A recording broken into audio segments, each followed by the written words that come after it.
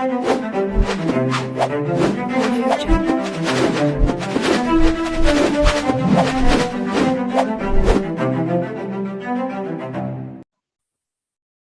Everyone, welcome to सीख study smartly. मैं हूं बलजिंदर सिंह। एक बार फिर से आप लोगों का स्वागत कर रहा हूं। जल्दी से जल्दी सब लोग आ जाएं। फिर स्टार्ट करते हैं हमारी आज की क्लास को, जो कि इंटरनेशनल बिजनेस के ऊपर है। और आप लोग अपने फ्रेंड्स लोग को भी इनवाइट कर सकते हो। आपको पता है कि जो पहली क्लास है वो मैं सबके लिए फ्री बनाता हूं, तो ये यूट्यूब के ऊपर भी जाएगी और आप लोग इनवाइट कर सकते हो अपने फ्रेंड्स लोग को, ताकि वो भी आकर के क्लास का फायदा उठा सकें।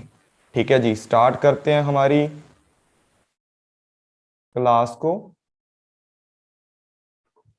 तो एक बार सब लोग एक बार बता दें कि वॉइस आपको अच्छे से आ रही है। वॉइस अच्छे से आ रही है तो क्लास को फिर आगे स्टार्ट कर देते हैं जी।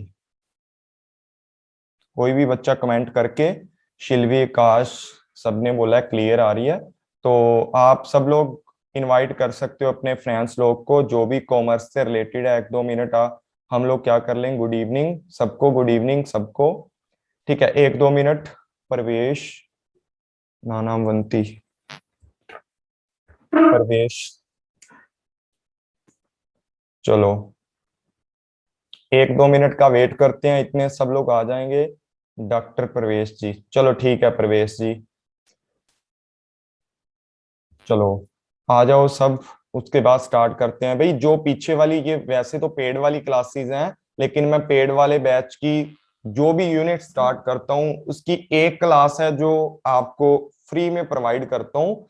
तो आप देख लेना, अगर किसी भी बच्चे को कोर्स वगैरह ज्वाइन करना है तो उसके लिए आप नंबर मैं बता देता हूँ, 8295103595 के ऊपर आप मैसेज कॉल करके पूछ सकते हो। और ज्यादा टाइम ना लगाते हुए स्टार्ट करते हैं। आपको पता ही है कि जो हमारा बिजनेस एनवायरनमेंट था, बिजनेस एनवायरनमेंट मैंने कवर कर दिया था सारा का सारा। और अभी जो कवर करने वाले हैं वो आज ये वाला पॉइंट है, कवर कर देंगे। तो इसके अंदर जो ग्लोबलाइजेशन है वो थोड़ा नहीं करेंगे, और ना ही मोड्स ऑफ एंट्री है। और ये वाला हमारा जो टॉपिक है इसको डीपली कवर करेंगे, क्योंकि आप लोगों का जो बेस है वो इसी पे टिका हुआ है। अगर ये इंटरनेशनल बिजनेस समझ आ गया ना, तो उसके बाद का सारा सिस्टम है वो इजीली आपको समझ आ जाएगा। क्योंकि इंटरनेशनल बिजनेस के अंदर क्या इसका स्कोप है, क्या इसके इंपॉर्टेंस है, इसका मीनिंग क्या है, किस तरीके से ये काम करता है, वो सारी की सारी बातें हम लोगों ने इसके अंदर कवर करनी है। 8:05 के ऊपर स्टार्ट करेंगे क्लास। और इतने वेट, आप प्रोफेसर नहीं हो किसी कॉलेज के, इतना डिग्री है आपके पास। क्या पूछा है?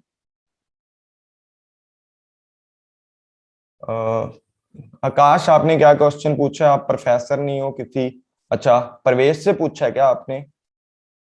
प्रवेश जी से पूछा है आपने क्वेश्चन? ओके, चलो उनका तो पता नहीं मुझे, पहली बार आए हैं क्लास में, शायद पहले भी आ जाते थे कई बार। तो ज्यादा टाइम ना लगाते हुए हम स्टार्ट करते हैं। ये हमारा कवर हो गया था, किसी ने इसके ऊपर मैंने 60 एमसीक्यू भी करवाए थे पेपर 2 के अंदर। हेलो रीना नैन, कैसे हो आप? पेपर 2 बिजनेस एनवायरनमेंट के ऊपर मैंने 60 क्वेश्चन भी करवाए थे, और ये सारा का सारा कवर किया था। इसकी भी पहली क्लास है जो बिजनेस एनवायरनमेंट के ऊपर है, वो पहली क्लास नेट के ऊपर डाल रखी है। और यूट्यूब के ऊपर आप चेक कर सकते हो, सीख स्टडी स्मार्टली 3S के ऊपर आपको ये क्लास है जो हमारी मिल जाएगी। अब हम स्टार्ट करते हैं आज का जो हमारा सिस्टम है, कि बिजनेस इन्वायरमेंट के बाद अब बात करते हैं अगर आप लोगों ने कहाँ बिजनेस करना है, इंटरनेशनल। अब बिजनेस के साथ पहले तो बिजनेस का इन्वायरमेंट था, आसपास था, अपने ही मोहल्ले के अंदर बिजनेस करना था। तो उसके लिए तो बिजनेस इन्वायरमेंट की स्टडी करनी पड़ती है। उसके साथ साथ अगर आपको इंटरनेशनल लेवल के ऊपर अगर बिजनेस करना है, तो पहले तो इंटरनेशनल लेवल के ऊपर बिजनेस करते हैं उसको बोलते क्या हैं। तो इंटरनेशनल बिजनेस है वो किस तरीके से काम करेगा, या क्या क्या चीजें इसके अंदर क्या की जाती हैं, इंक्लूड की जाती हैं, सारी की सारी बातें इसके अंदर हम लोग क्या कर सकते हैं, शामिल कर सकते हैं। वो कौन कौन सी हो सकती हैं, देखो पढ़ लेते हैं। एक अच्छी सी रोजर बेनेट ने एक डेफिनेशन दी थी, इन्होंने क्या बोला था, इंटरनेशनल बिजनेस किसके साथ कंसर्निंग करता है। हाय तनीषा, कैसे हो आप। जो इंटरनेशनल बिजनेस है वो किसके साथ कंसर्निंग करता है, जो इंटरनेशनल बिजनेस है वो हमारा कंसर्निंग करता है किसके साथ, with the international movement of goods. MCQ होंगे क्या आज ज्योति, एमसीक्यू तो नहीं होंगे बच्चे, लेकिन लास्ट की क्लास है, चलो एमसीक्यू मैं डाल दूंगा आपको। मतलब 3 पार्ट बनाएंगे इस इंटरनेशनल बिजनेस के, पहले वाला फ्री है, बाकी 2 है, उनके अंदर पूरे का पूरा जितना भी सिलेबस है वो कवर किया जाएगा। ठीक है, बाकी 2 क्लासेस होंगी, ये पेड की क्लासेस हैं सर, बट बिजनेस इन्वायरमेंट में कंपटीशन एक्ट से भी काफी सारा क्वेश्चन आते हैं। हाँ जी, कंपटीशन एक्ट से आते हैं क्वेश्चन, वो हम उसके अंदर करेंगे ना, क्या बोलते हैं, कंपटीशन एक्ट है जो हमारा लीगल एस्पेक्ट के अंदर कर देंगे ना, उसके अंदर साफ साफ दिया ही हुआ है हमें, लीगल एस्पेक्ट के अंदर, लीगल एस्पेक्ट है ना जो हमारा, उसके अंदर साफ साफ दिया हुआ है, कंपटीशन एक्ट है हमारा, ठीक है, कंपनी एक्ट है 2013 वाला, कंपटीशन एक्ट है जो वो दे रखा है 2002 वाला, और उसके मेन जो ऑब्जेक्टिव, हाँ 9th वाली यूनिट के अंदर उसको कवर करेंगे। ठीक है बच्चे, वहां से क्वेश्चन आ जाते हैं और हमें लगता है कि वो बिजनेस इन्वायरमेंट से आए हैं, क्योंकि बिजनेस इन्वायरमेंट का जो सिलेबस है इसके बाहर नहीं आएगा, आपका जितना मैंने करवाया है ना आप लोगों को, इससे बाहर एक भी क्वेश्चन नहीं आएगा, बहुत ही डीप से मैंने पढ़ाया है, और आप किसी भी और प्लेटफॉर्म के साथ जो मतलब कंपेयर करके भी देख सकते हो अपने मटेरियल को, तो पता लग जाएगा आपको। अब यहां तक आज मैं करवाऊंगा, लेकिन 40 से 45 हमारी स्लाइडें सब, अब से तैयारी कर लो, हो जाएगा क्या। हाँ ज्योति हो जाएगा, होने को क्या है ज्योति गिरधर, बहुत कुछ हो सकता है, 40 से 50 जो मैं पढ़ाऊंगा, लेकिन डीपली पढ़ाऊंगा, क्योंकि इंटरनेशनल बिजनेस के ऊपर ही सब कुछ डिपेंड है हमारा इस यूनिट के ऊपर। अब यहां मैं बता रहा था आपको कि इंटरनेशनल बिजनेस किसके साथ कंसर्निंग करता है, कंसर्निंग करता है ऐसे movement of goods, capital, services, ठीक है, goods, capital, services and employees and technology and importing and exporting cross. Sir यार सर, मैंने काफी सारे क्वेश्चन लगाए हैं चैप्टर से, मेरे ऑलमोस्ट ज्यादातर सही हैं। बिजनेस इन्वायरमेंट जो मैंने करवाया बच्चे, उसमें से बोल रहे हो क्या आप।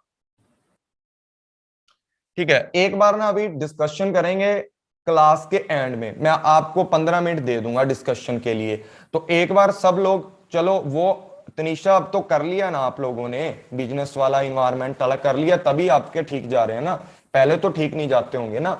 अब देखो, अब कोई भी बच्चा मैसेज नहीं करेगा, एक बार मैसेज करेंगे हम लोग, कहां करेंगे मैसेज, एंड ऑफ द, जब क्लास को खत्म करेंगे उसके ऊपर हम मैसेज करेंगे। 10 मिनट आपको दे दूंगा क्वेश्चन करने के लिए, और आपसे क्वेश्चन पूछ भी लूंगा थोड़े से खुद से बना करके। तो इंटरनेशनल बिजनेस की जब बात की जाती है बच्चे, इंटरनेशनल बिजनेस किसके साथ कंसर्निंग करता है, ये कंसर्निंग करता है हमारे goods, capital, services, employees and technology होती है, ठीक है, importing and exporting cross boundary, ठीक है, एक बाउंड्री के क्रॉस जाकर जो ट्रांजैक्शन की जाती हैं, इंटेलेक्चुअल प्रॉपर्टीज इसके अंदर आ जाती हैं, जिसके अंदर कॉपीराइट है, पेटेंट्स हैं, ठीक है, ट्रेडमार्क है, या जिसको क्या बोला जाता है, नाउ हाउ, ठीक है, नाउ हाउ बोला जाता है, पहली बार सुना होगा आप लोगों ने नाउ हाउ, सुना पहली बार है, जिसका मतलब क्या होता है, ये देखो कॉपीराइट है और एक्सेट्रा कुछ भी चीजें हो सकती हैं। किस किस बच्चे को पता है कि नाउ हाउ क्या होता है, कोई बच्चा मुझे बताए नाउ हाउ। वैसे तो लिखा पड़ा है, तकनीकी ज्ञान होता है, जिसको क्या बोला जाता है कि कोई भी चीज है ना, मतलब आप लोग किस तरीके से करते हो, कोई मेथड आपको मिल जाए, कोई टेक्नोलॉजी मिल जाए, कोई किसी चीज के लिए क्या मिल जाए, ये नॉलेज से निकला हुआ है, ठीक है, नॉलेज हाउ, कैसी नॉलेज आपके पास उस चीज से निकला है, नाउ हाउ कि आप कैसे जानते हो किसी चीज को, वाया, ठीक है, किस तरीके से ये सारी की सारी ऊपर वाली चीजें आप कर सकते हो, लाइसेंसिंग से, फ्रेंचाइजिंग से, ठीक है, इन्वेस्टमेंट से इन द फिजिकल एंड जो फाइनेंशियल एसेट्स होती हैं in the foreign country, embassy of goods abroad for local sale और फॉर एक्सपोर्टिंग अदर नेशन। आप किसी भी चीज को क्या करते हो, हाँ, वैसी चीज होती है जैसे पेटेंट्स होते हैं, राइट होते हैं आपके पास, जो भी चीजें हैं इनको करते कैसे हो, एक्सपोर्ट कर लेते हो नेशन, अलग अलग नेशंस के, या buying and selling in the foreign country करते हो, the establishment of the foreign warehouse बना लेते हो एंड डिस्ट्रीब्यूशन सिस्टम बना लेते हो अपना, या import of goods from the country for local cell. अब पूरी जो डेफिनेशन है इसके अंदर एक भी चीज नहीं है जो रोजर थे हमारे, उन्होंने पूरे का पूरा फंडा है ना, जितने भी आगे वाले चैप्टर पढ़ेंगे सब कुछ एक ही डेफिनेशन में डाल दिया है। सबसे अच्छी डेफिनेशन है इंटरनेशनल बिजनेस की। इन्होंने बोला है कि इंटरनेशनल बिजनेस जब किया जाता है उसके अंदर आप किन चीजों का मूवमेंट करते हो, जो चीजें आप लोकली या अपनी कंट्री में रहकर मूवमेंट करते हो वो सारी की सारी चीजें तो आएंगी, उसके एक्स्ट्रा हमारी कंट्री में रहकर क्या करते हो, गुड्स एंड सर्विस या कैपिटल वगैरह उनका मूवमेंट करते हो। एक्स्ट्रा क्या है, एम्प्लॉई है, एम्प्लॉई का क्या मूवमेंट करोगे, क्या कोई दूसरी कंट्री से मंगाओगे, नहीं, अपनी कंट्री के अंदर है, इनका मूवमेंट क्या करना है। हाँ, गुड्स एंड सर्विसेज हैं जो आप अपने देश से दूसरे देश को बेचोगे, तो वो सारी बातें किसके अंदर आ जाती हैं, इंटरनेशनल बिजनेस के अंदर आ जाती हैं, जहां गुड्स सर्विसेज हैं, सारी की सारी कैपिटल है, इंप्लॉइज हैं, साथ में टेक्नोलॉजी है। इन चीजों का क्या किया जाता है, एक बाउंड्री से दूसरी बाउंड्री पर आप क्या करते हो, ट्रांजैक्शंस करते हो, और इनमें इंटेलेक्चुअल प्रॉपर्टीज भी आ जाती हैं, जैसे कोई ना कोई पेटेंट्स हो गए हैं, ट्रेडमार्क्स हो गया है, और नाउ हाउ है आपका, ठीक है, या आपका कॉपीराइट है। जब एक बंदा, ये पाकिस्तान वाले हैं ये इंडिया वाले हैं, चलो अब तो मोदी जी ने कर ही दिया काम जो होना था, लेकिन इसके अंदर क्या होता है कि एक पाकिस्तान वाले लगा लो या इंडिया वाले आपस के अंदर इन सारी की सारी जो ट्रांजैक्शन करते हैं, या यूएसए लगा लो, कोई भी कंट्री लगा लो, उन सारी की सारी जो कंट्री के साथ क्या किया जाता है, आपस के अंदर जितना भी ट्रीटमेंट किया जाता है पूरे का पूरा वो इन चीजों का हो सकता है। जितना भी सेलिंग इंपोर्ट एक्सपोर्ट किया जाता है सारी की सारी चीजें आ सकती हैं। साथ में देखो एक बात यहां लिखी हुई है, investment in physical and financial. Physical कौन सी होती है इन्वेस्टमेंट, अगर इंटरनेशनल बिजनेस की बात की जाए, जब आप विदेशों में जाकर वहां अपना फर्नीचर खरीदते हो, अपना ऑफिस बनाते हो, अपनी गाड़ी बंगला कुछ भी लेते हो, वो इन्वेस्टमेंट होती है किसके अंदर, फिजिकल के अंदर इन्वेस्टमेंट। फाइनेंशियल इन्वेस्टमेंट कौन सी होती है, जो फॉरेन कंट्री के अंदर करते हो। ये दो तरीके की हमारी इन्वेस्टमेंट होती है, एक कौन सी होती है, एफडीआई मतलब फॉरेन डायरेक्ट इन्वेस्टमेंट, और दूसरी होती है पोर्टफोलियो। आने वाली क्लासेस के अंदर इसको भी अच्छे से कवर करेंगे, ठीक है। जो असेंबलीज होती हैं आपकी, उनके द्वारा आप क्या कर सकते हो, और वहां के लोगों से कांटेक्ट कर सकते हो, उनको बोल देते हो कि हमें लोकल आपके शहर के अंदर एक्सपोर्ट करके वहां के लोगों को, वहां के नेशंस को क्या करना है, गुड्स एंड सर्विसेज का क्या करना है, एक्सपोर्ट करना है या सेल्स करनी है, बाय या सेल करना है आप लोगों ने, ठीक है। इंपोर्ट एंड एक्सपोर्ट कर सकते हैं, और दूसरे देशों से मंगा करके सारी की सारी चीजें आप अपने देश के अंदर, जिसको हिंदी के अंदर घरेलू अर्थव्यवस्था या हमारा घरेलू देश बोला जाता है, वो अपना इंडिया देश, यहां पर भी बेच सकते हो। फॉरेन में जाकर वहां पर वेयर हाउस बनाकर वहां पर अपना सामान इकट्ठा करके डिस्ट्रीब्यूशन सिस्टम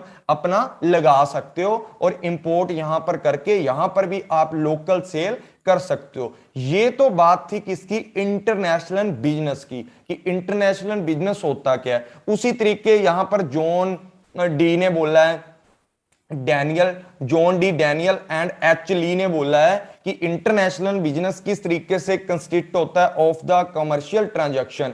इसने बस छोटी सी बात है, such as a sale, investment and transportation that take place between two countries. इन्होंने अपनी बात एक छोटी सी में खत्म कर दिया है कि जितनी भी कॉमर्शियल ट्रांजैक्शन होती हैं, अब बच्चे ढूंढते रहो कॉमर्शियल ट्रांजैक्शंस क्या होती हैं, या हमारा कॉमर्स किसको बोला जाता है। जितनी भी सारी कॉमर्स की ट्रांजैक्शंस होती हैं ना, वो चाहे कोई भी ट्रांजैक्शन हो, वो सारी की सारी इंटरनेशनल बिजनेस में जब आप करते हो, सेल करते हो, इन्वेस्टमेंट करते हो, ट्रांसपोर्टेशन, दो कंट्री के बीच में जितनी भी कॉमर्शियल एक्टिविटी होती हैं उनको इसके अंदर इंक्लूड किया जाता है। उसके बाद एस जो हार्टर है, इन्होंने बोला है कि जो इंटरनेशनल बिजनेस है किस तरीके से रेफर किया जा सकता है इसको, to all those business activity which involve cross border transaction of goods, services, resources between two or more nation. Transaction of resources include capital. अब कैपिटल क्या होती है? जब दो कैपिटल भी दो तरीके की होती है ना, आपको पता है, दो तीन तरीके की, अलग अलग तरीके की होती है ना कैपिटल भी। तो कुछ लोग वर्किंग कैपिटल, कुछ करंट कैपिटल बोल देते हैं, अलग अलग नामों से जानते हो। तो इसके अंदर इंक्लूड होती है जो बिजनेस के अंदर काम आती है, बिजनेस को चलाने के अंदर काम आती है। यहां कैपिटल और इन्वेस्टमेंट दोनों का मतलब अलग होता है बच्चे, अगर कॉमर्स के पॉइंट ऑफ व्यू से देखा जाए या इंटरनेशनल या हमारे लोकल। कैपिटल तो वो होती है ना जो आप अपनी कंपनी के अंदर लगाते हो, खुद लगाते हो, खुद इकट्ठी करते हो। इक्विटी होती है जैसे, वो सारी की सारी कैपिटल के अंदर गिनते हो आप लोग, ठीक है। लेकिन जो इन्वेस्टमेंट होती है वो दूसरा बंदा आपके लगाता है, आपके लिए वो कैपिटल होती है, सामने वाले के लिए इन्वेस्टमेंट होती है। वो सारी चीजें स्किल्स हो सकती हैं, पीपल्स हो सकते हैं, लोगों का आप आदान प्रदान कर सकते हो एक देश से दूसरे देश तक, एक्सेट्रा बहुत सारी चीजें और भी है फॉर द इंटरनेशनल प्रोडक्शन। देखो यहां पर बोला है इंटरनेशनल लेवल पर प्रोडक्शन सर्विस, सारी चीजों को करने के लिए इसके अंदर सारी की सारी चीजें होती हैं, इंक्लूड की जाती हैं। ये थी हमारी डेफिनेशन, ठीक है, कि इंटरनेशनल बिजनेस बोलता क्या है। अब आगे देखो, डिक्शनरी थी एक, पेनुगुनिव एक डिक्शनरी है, उसके अंदर ये डेफिनेशन दी है कि the exchange of goods and service between one country and other country, इसको इंटरनेशनल ट्रेड बोला जाता है। और एक बंदा था, इसने तो एक लाइन में सारी बात बोल दी है, एनातोल मुरदार, ठीक है, मुरदार, इसने बोला है क्या, international trade is trade between Nations, मतलब बहुत सारे नेशन हो सकते हैं, जैसे इंडिया अपना नेशन है, ठीक है, और बहुत सारे नेशंस के अंदर आप लोग क्या क्या चीजें करते हो, जो सारे का सारा इंटरनेशनल ट्रेड करते हो। इंटरनेशनल ट्रेड क्या होती है, वो यहां से सेम का सेम जो इंटरनेशनल बिजनेस में मैंने समझाया, international business refer to the global business. Globalization और इंटरनेशनल बिजनेस है ना, इसके अंदर ज्यादा फर्क नहीं होता, ठीक है, सेम से होते हैं। बस ये है कि वो एलपीजी के अंदर आया था, और ये है कि अलग से थोड़ा कंसेप्ट पहले से चल रहा था, ठीक है। वो कब आया था, 199 को मनमोहन सिंह ने अपनी एलपीजी पॉलिसी जब दी थी इंडिया के अंदर, उसके न्यू जो हमारी इकोनॉमिक पॉलिसी बोल सकते हो, उसके अंदर इसको इंक्लूड किया था ताकि देश का डेवलपमेंट हो। और इंटरनेशनल बिजनेस के अंदर ये सारी चीजें होती हैं। इसके अंदर कुछ ज्यादा रूल रेगुलेशन थे, इसके अंदर कोई ज्यादा रूल रेगुलेशन नहीं होते, बस इसकी वजह से इंटरनेशनल बिजनेस के अंदर कुछ रूल रेगुलेशन बने हैं और कुछ टूटे हैं, ठीक है। इंटरनेशनल बिजनेस है refer to the global business where goods and service are exchanges between countries. Country के अंदर गुड्स एंड सर्विसेज, गुड्स के अंदर बहुत सारी चीजें आती हैं, सर्विस के अंदर बहुत सारी चीजें आती हैं, एंड साथ ही साथ इट इन्वॉल्व करता है transfer of goods service information. कोई अच्छी इंफॉर्मेशन हो सकती है, आपको पता है कि जो मीडिया वाले हैं, जो हमारी पीबीआई है, ठीक है, पीबीआई है जिसको बोल देते हैं, या जो भी हमारी बहुत बड़ी ब्रांच है, जिसके पास पहले सबसे पहले क्या आती है, हमारी पीआईबी है मेरे हिसाब से, जो हमारी ब्यूरो है एक इंटरनेशनल लेवल की, जो इंडिया की ब्यूरो है, वो क्या करती है, पहले इंफॉर्मेशन लेती है, बाहर के जो लोग होते हैं, बाहर का जो मीडिया है, उनसे क्या लेती है, थोड़ी थोड़ी इंफॉर्मेशन लेती है किसी भी चीज की। उसके बाद अगर वो क्या करती है कि बोलती है कि ये अलाउ करती है कि ये इंफॉर्मेशन है, आप मीडिया वाले भी शेयर कर सकते हो। उसके बाद जाकर के क्या होता है कि मीडिया वाले उस चीज को करते हैं। पहले वो जो बड़ी यूनिट है ना, उसके अंडर है, जैसे आरबीआई है, ठीक है, आरबीआई का मैंने समझाया था आपको पिछली बिजनेस एनवायरनमेंट की क्लास में, कि आरबीआई बोलता है ना कि भाई इतने % आपको इंटरेस्ट रेट लगानी है, तो उसके बाद उसके नीचे बैंक काम करेंगे, ये सेंटर में है, ठीक है, ये सारा का सारा हैंडल करता है। उसी तरीके से क्या होता है, वहां भी इंफॉर्मेशन आती है, उसके बाद वो इंफॉर्मेशन हमारे देश के अलग अलग इंस्टीट्यूट हैं या बिजनेस वालों के पास जाती है, या जो भी एक्सपोर्ट इंपोर्ट करते हैं। रिसोर्सेज हो सकते हैं कई तरीके के, इसके अंदर बहुत सारे रिसोर्सेज हैं, जो टेक्निकल वाले भी हो सकते हैं, मतलब बहुत सारी चीजें रिसोर्सेज के अंदर आती हैं, कैपिटल, ये सारी चीजें आती हैं। और ये वही चीजें हैं कि जो इंटरनेशनल बिजनेस होता है उसके अंदर कंप्राइज ऑल सारी चीजों को डाला जाता है, commercial transaction that take place between two और मोर कंट्री। बियॉन्ड की बात की जाती है कि एक ये कंट्री थी, एक ये कंट्री थी, दोनों अपनी अपनी सीमा से बाहर निकलकर जब दो देश क्या करते हैं, पॉलिटिकल की जो बाउंड्रीज होती हैं, बाउंड्रीज बनाई होती हैं पॉलिटिकल्स की, उनको उनके बियॉन्ड जाकर के जो काम किए जाते हैं वो इंटरनेशनल बिजनेस के अंदर आते हैं। और ये क्या हो सकता है, इंटरनेशनल जो बिजनेस हो सकता है वो दूसरे देश की गवर्नमेंट के साथ, प्राइवेट कंपनियों के साथ, उनकी गवर्नमेंट कंपनियों के साथ, और डिफरेंट डिफरेंट कंट्री में अलग अलग तरीके का बच्चे हो सकता है। ये था हमारा इंटरनेशनल बिजनेस। अब कंपोनेंट कौन से होते हैं या इंटरनेशनल बिजनेस किस तरीके से काम करता है? तीन कंपोनेंट जो हैं इसके मेन माने जाते हैं। तीन कंपोनेंट ऐसे हैं जिनके बिना हमारा जो इंटरनेशनल बिजनेस है ना वो व्यर्थ है या वो हो भी नहीं सकता।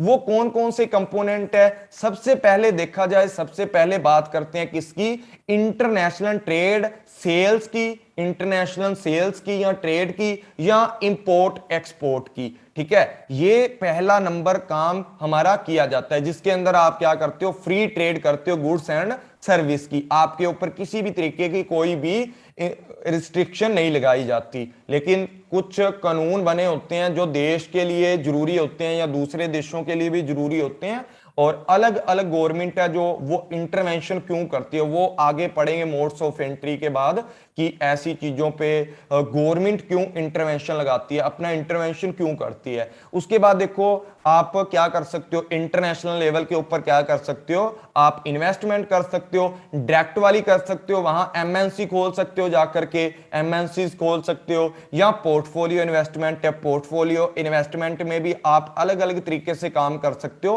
कि आप दूसरे देश में जाकर के क्या कर सकते हो, वहां अपना एक कंपनी के अंदर इन्वेस्ट कर सकते हो या उस कंपनी के जो शेयर वगैरह उनको खरीद लेते हो। ठीक है, और पोर्टफोलियो के अंदर क्या होता है, जब आप इंटरनेशनल लेवल पे काम करते हो ना, उसके अंदर हमारे इधर तो क्या होता है, पोर्टफोलियो इन्वेस्टमेंट क्या होती है, एक तरीके से इंटरनेशनल लेवल पे जब करते हैं और अपने देश में करते हैं वो डिफरेंट होता है थोड़ा उसके अंदर।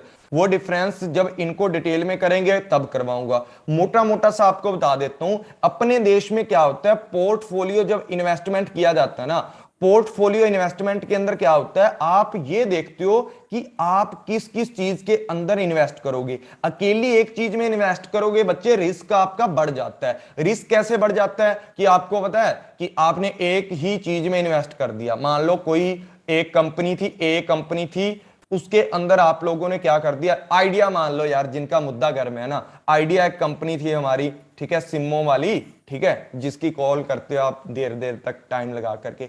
तो आइडिया के ऊपर आप लोगों ने क्या कर दिया, शेयर पे इन्वेस्ट कर दिया। अब आइडिया वाला बंदा तो खुद मोदी जी के आगे हाथ जोड़ा है कि भाई मेरी सारी संपत्ति ले जाओ, सारा कुछ ले जाओ, मेरी सारी कंपनी आपके नाम है, पर मेरा टैक्स माफ कर दो। तो वही बात है ना, आपको पता है कि हमारे देश के अंदर एक कंपनी आई थी, उसका मेरे को नाम स्किप हो गया थोड़ा, तो वो कंपनी अपने देश के अंदर आई थी, उन्होंने हमारे मतलब हमारी कंट्री के ऊपर केस कर दिया था, मोदी जी के ऊपर या जो भी है, उन्होंने उल्टा रूल लेकर लाए थे। ठीक है, उल्टा मतलब उन्होंने गलत रूल रेगुलेशन लगा दिया था हमारी जो कंट्री है ना उसके अगेंस्ट। उन्होंने मतलब जो हाई कोर्ट होता है ना पूरे वर्ल्ड का, उसके अंदर जाकर के, जैसे यूएसए अमेरिका है जिनके पास ज्यादा पावर है, और एक एग्रीमेंट किया जाता है जैसे नाफ्टा साफ्टा हो गया, या और ऐसी जो संस्था बड़ी बड़ी बनी होती है जिसको वर्ल्ड बैंक बोल सकते हैं, या और ऐसी ऐसी संस्था, उन्होंने क्या कर दिया था, हमारी कंट्री के ऊपर केस कर दिया था इसी चीज को लेकर के कि डायरेक्ट जो इन्वेस्टमेंट होती है, पोर्टफोलियो इन्वेस्टमेंट, इसके चक्कर में। वो आपको शॉर्ट में बता देता हूं, पहले पोर्टफोलियो का सुन लो। पोर्टफोलियो के अंदर होता है, अपना इंडिया के अंदर करोगे तो आपको पता है कि एक चीज में अगर आइडिया के अंदर आप लोगों ने क्या कर दिया, इन्वेस्टमेंट कर दिया। अब आइडिया के अंदर इन्वेस्टमेंट कर दिया, कंपनी डूब रही है धीरे धीरे। जितना आपने मान लो 5 लाख का इन्वेस्ट किया हुआ था, यहां पर 5 लाख का, ठीक है, 5 लाख रुपया आपका डूब जाएगा। साथ ही साथ आपके या तो शेयर गिर जाएंगे, उनकी वैल्यू गिर जाएगी, या आपका जो पैसा है 5 लाख का 3 लाख रह जाएगा कि शेयर की वैल्यू पहले इतनी थी अब शेयर गिर गए हैं। अगर जियो में लगाओगे तो आप महान हो जाओगे, ठीक है, मोदी जी भी आपका साथ देंगे। तो वही बात है कि जब इन्वेस्टमेंट अपनी कंट्री के अंदर करते हो उस टाइम क्या होता है, उस टाइम होता है हमारा कि आप सारे का सारा सिस्टम है उसको अलग अलग तरीके से बांट लो कि 5% ए कंपनी में मैंने इन्वेस्ट कर दिया और 5% बी में कर दिया, 10% सी कंपनी में कर दिया क्योंकि ये कंपनी थोड़ी हाई फाई थी। तो इस तरीके से अपना आपका रिस्क है जो वो डिवाइडेशन हो जाता है। अगर ए से रिस्क हो गया तो बी वाली पूरी कर देगी, अगर सी से हो गया, अगर तीनों में हो गया तो आपका ठन ठन गोपाल हो जाएगा। तो वो चीजें आपने देखनी है कि ऐसी ऐसी कंपनी में आपको इन्वेस्ट करना है। अगर मान लो आप पोर्टफोलियो कर रहे हो इन्वेस्टमेंट कंट्री में, किसमें, जो फॉरेन वाली कंट्री है उस कंट्री के अंदर कर रहे हो, तो वहां पर क्या सिस्टम होता है आप लोगों का कि आप एक शेयर का सिस्टम होता है। जैसे आपने इतने शेयर खरीद ले, ठीक है, उनका सारा मैनेजमेंट उनका होगा, सब कुछ उनका होगा, बस आपको सिर्फ प्रॉफिट में हिस्सा मिलता है। जैसे डायरेक्ट वाली की बात करेंगे तो आप वहां जाकर डायरेक्ट इन्वेस्टमेंट करके अपनी कंपनी खोलोगे, लेकिन पोर्टफोलियो के अंदर क्या होता है, आपका कंट्रोल आपके हाथ में नहीं होता उनकी कंपनी का, सिर्फ आपका कंट्रोल प्रॉफिट पे होता है। अगर उनका 10% प्रॉफिट आपको लेना है, उसको कंपनी को घाटा हो, नुकसान हो, कुछ भी हो, ठीक है, प्रॉफिट हो, आपको 10% मिलेगा और जो भी बाकी टर्म एंड कंडीशन होगी इसके अंदर इंक्लूड की जाएंगी। और इंटरनेशनल ट्रांसपोर्टेशन की बात करते हैं, जब इंटरनेशनल ट्रांसपोर्टेशन की बात करते हो तो इसके अंदर बहुत सारी चीजें आ जाती हैं कि आप क्या करते हो, इंटरनेशनल लेवल के ऊपर जाकर के क्या करते हो कि आप ट्रांसपोर्टेशन वाला सिस्टम करते हो, देश से एक माल को इधर से उधर मूवमेंट करते हो, जहां उसके अंदर बहुत सारी चीजें और भी आ सकती हैं, लेबर लेके जा सकते हो इधर से, कुछ भी सिस्टम इसके अंदर आ सकता है कि जब आप क्या करते हो एक इंटरनेशनल लेवल पे ट्रांसपोर्टेशन करते हो तो उसके अंदर एक देश की सीमा से, एक देश की बंदरगाह से दूसरी बंदरगाह तक जो अपना माल वगैरह वो लेकर जाया जाता है। उसके बाद बात करते हैं फीचर्स की। अब फीचर्स की बात करते हैं, फीचर ऑफ इंटरनेशनल बिजनेस। इसके अंदर कौन कौन से फीचर होते हैं, 8-10 इधर है, 8-10 इधर है। तो पहले इनको करेंगे फिर इनको डिटेल में पढ़ लेते हैं। देखो इनको पहले एक बार पढ़ लेते हैं, उसके बाद इनको डीपली करेंगे। देखो, अर्न फॉरेन एक्सचेंज, जब आप क्या करोगे फॉरेन के साथ क्या करोगे, अपना इन्वेस्टमेंट करोगे फॉरेन के अंदर या उनके साथ अपना क्या करोगे, बिजनेस करोगे, उस टाइम पर आपके पास अर्निंग करोगे किस चीज की, फॉरेन एक्सचेंज की। फॉरेन एक्सचेंज का अर्निंग करने से हमें क्या फायदा होगा, आपको पता कि आपकी गवर्नमेंट भी क्या करती है, हमारी जो गवर्नमेंट है वो भी विदेशों के साथ बिजनेस करती है या उनके साथ कुछ ना कुछ गुड्स एंड सर्विसेज हैं, उनको क्या किया जाता है, एक्सचेंज किया जाता है। तो एक्सचेंज करोगे तो उससे आपको अर्निंग होगी फॉरेन एक्सचेंज की, मतलब फॉरेन जो करेंसी है ना वो चीज आपके हाथ में आएगी, जिससे आपका बैलेंस ऑफ पेमेंट है ना वो आपका एकदम इक्विलिब्रियम में आने लग जाएगा कि आपने जो भी दूसरों से खरीदा होगा, आपके पास दूसरों के देश का पैसा आएगा तो आप उसको आसानी से पे करोगे, आपको ज्यादा पैसा पे नहीं करना पड़ेगा, जिससे कि हमारी जो इंडिया है इसके अंदर आपको करेंसी वगैरह का कोई इशू नहीं होगा या हमारी जो करेंसी की वैल्यू है वो भी कम गिरेगी। ठीक है, उसके बाद बात करते हैं किसकी, optimization, optimum utilization of the resources. आप जब क्या करते हो इंटरनेशनल लेवल पे काम करते हो तब क्या होता है, तब क्या होता है भी जितने भी बच्चे क्लास में हैं 7 मिनट के बाद इसी लिंक से आप ना क्लास को रिज्वाइन कर लेना, ताकि आपका जो भी आगे का क्लास है उसको कंटिन्यू किया जा सके। मैं आपको बोल दूंगा 1 मिनट के ऊपर, आप इसी लिंक से क्या कर सकते हो, रिज्वाइन कर सकते हो क्लास को। देखो ऑप्टिमम यूटिलाइजेशन क्या होता है, मान लो एक कंपनी थी, उसने 15 लाख की मशीन लगा दी अपनी कंपनी के अंदर ला करके। अब 15 लाख की मशीन तो लगा दी, लेकिन उसके पास भाई इतना काम ही नहीं था प्रॉपर, उसके जितने लोग थे वो भी बैठे रहते थे कि भाई ऑर्डर आएगा तो माल बनाएंगे। लेकिन उसी कंपनी हम लोगों ने देखा कि वो कंपनी ना विदेशों के अंदर वैसा काम किया जाता है, विदेशों की नकल करके हम लोगों ने मान लो कोई मशीन लगा दी, वो 15 लाख की पड़ी हमें, लेकिन काम आता नहीं है। अब क्या कर सकते हो, जितने ऑर्डर आपके अपने देश से आते हैं उनको कवर करो, एक्स्ट्रा माल बना करके आप अपने रिसोर्सिस का, अपनी मशीन का, अपने ह्यूमन मैंस का एक्स्ट्रा मटेरियल बनाकर आप विदेशों में बेच सकते हो। तो ऑप्टिमम यूटिलाइजेशन हो सकता है जब आप इंटरनेशनल बिजनेस करते हो। उसके बाद अचीव इट्स ऑब्जेक्टिव, आप अपने ऑब्जेक्टिव्स हैं उनको भी अच्छे से अचीव कर सकते हो। अब कैसे अचीव कर सकते हो, अरे भाई जब आपको देखा कि हम लोगों ने भी इतनी सेल करनी है, भाई जितनी सेल होगी अपने अपनी इंडिया के अंदर कर दो, बाकी की एक्स्ट्रा वाली सेल है आप फॉरेन के अंदर करो, एक्सपोर्ट करो, सरकार भी आपको इनिशिएटिव देगी, उसके लिए आपको थोड़ा मतलब सर्टिफिकेट देगी, इनाम वगैरह देगी, आपकी फाइनेंशियल सपोर्ट करेगी। तो आपकी जो कंपनी है उसके जो ऑब्जेक्टिव हैं, लॉन्ग टर्म के ऑब्जेक्टिव और शॉर्ट टर्म के हैं, दोनों आपके अचीव होने स्टार्ट हो जाएंगे। ठीक है, उसके बाद ये सेपरेट करती है किसी चीज को कि बिजनेस का रिस्क है ना जो, उसको बांटती है। कैसे बांटती है कि मान लो जैसे यहाँ पर 15 लाख की मशीन लगाई थी आप लोगों ने, अब वो 15 लाख की मशीन है, इसका तो खुद का पैसा इंडिया में पूरा नहीं हो रहा, जो 15 लाख लगाया इसने, दो ऑर्डर आते हैं वो भी 2-2 महीनों के बाद।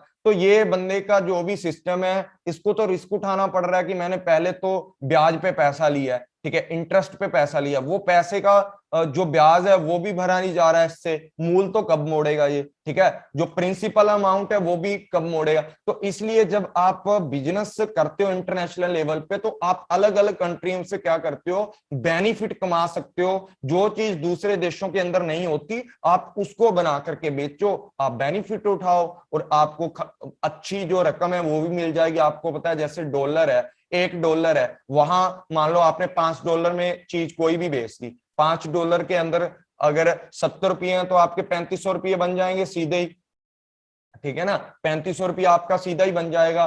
जैसे जितने भी मान लो $50 के अंदर बेच दी आपने कोई भी चीज, 3500 सीधा बन जाएगा, उनके तो 50 है, हमारे 3500 रुपये बन जाएंगे।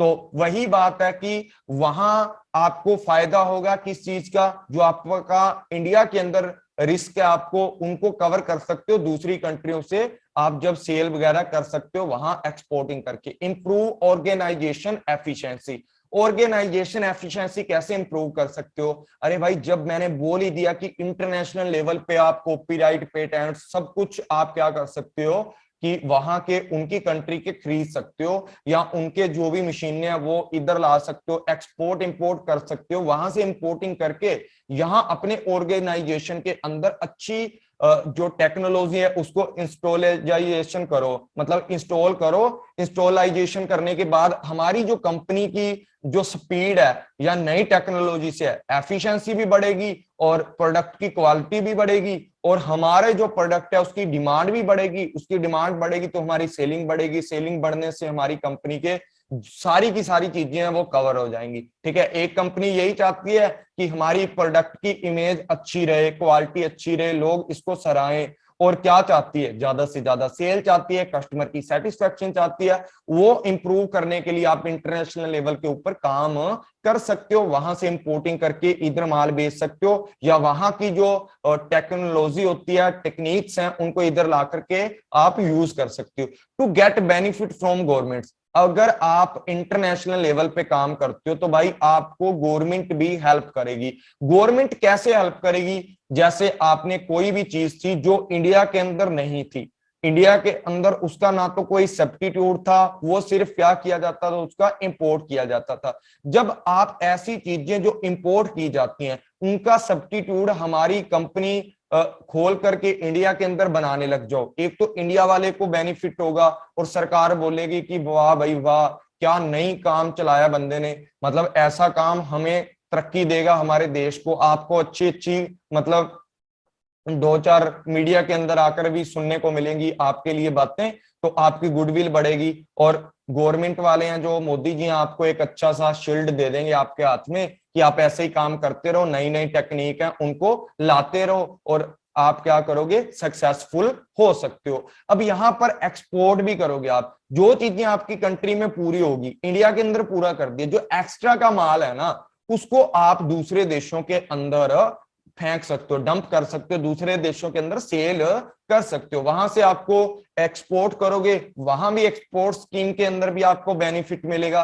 एक्सपोर्टिंग बिजनेस वाले बहुत ज्यादा पैसा कमाते हैं, या जो लोग इंपोर्ट करके इधर बेचते हैं वो भी बहुत पैसा कमाते हैं। तो इंटरनेशनल बिजनेस के अंदर आपको बेनिफिट ही बेनिफिट है। उसके बाद एक्सपेंड और डिवर्सिफाई कर सकते हो। एक्सपेंड कैसे कर सकते हो, नई चीजों को इंस्टॉल कर सकते हो अपनी कंट्री के अंदर ला करके, ठीक है, जिससे क्या होगी, आपकी कंपटीशन जो कंपिटिटिव कैपेसिटी है वो भी बढ़ेगी। तो एक बार आप ना रिज्वाइन कर लो क्लास को, यहीं से कंटिन्यू आगे करते हैं, सब लोग रिज्वाइन कर लो।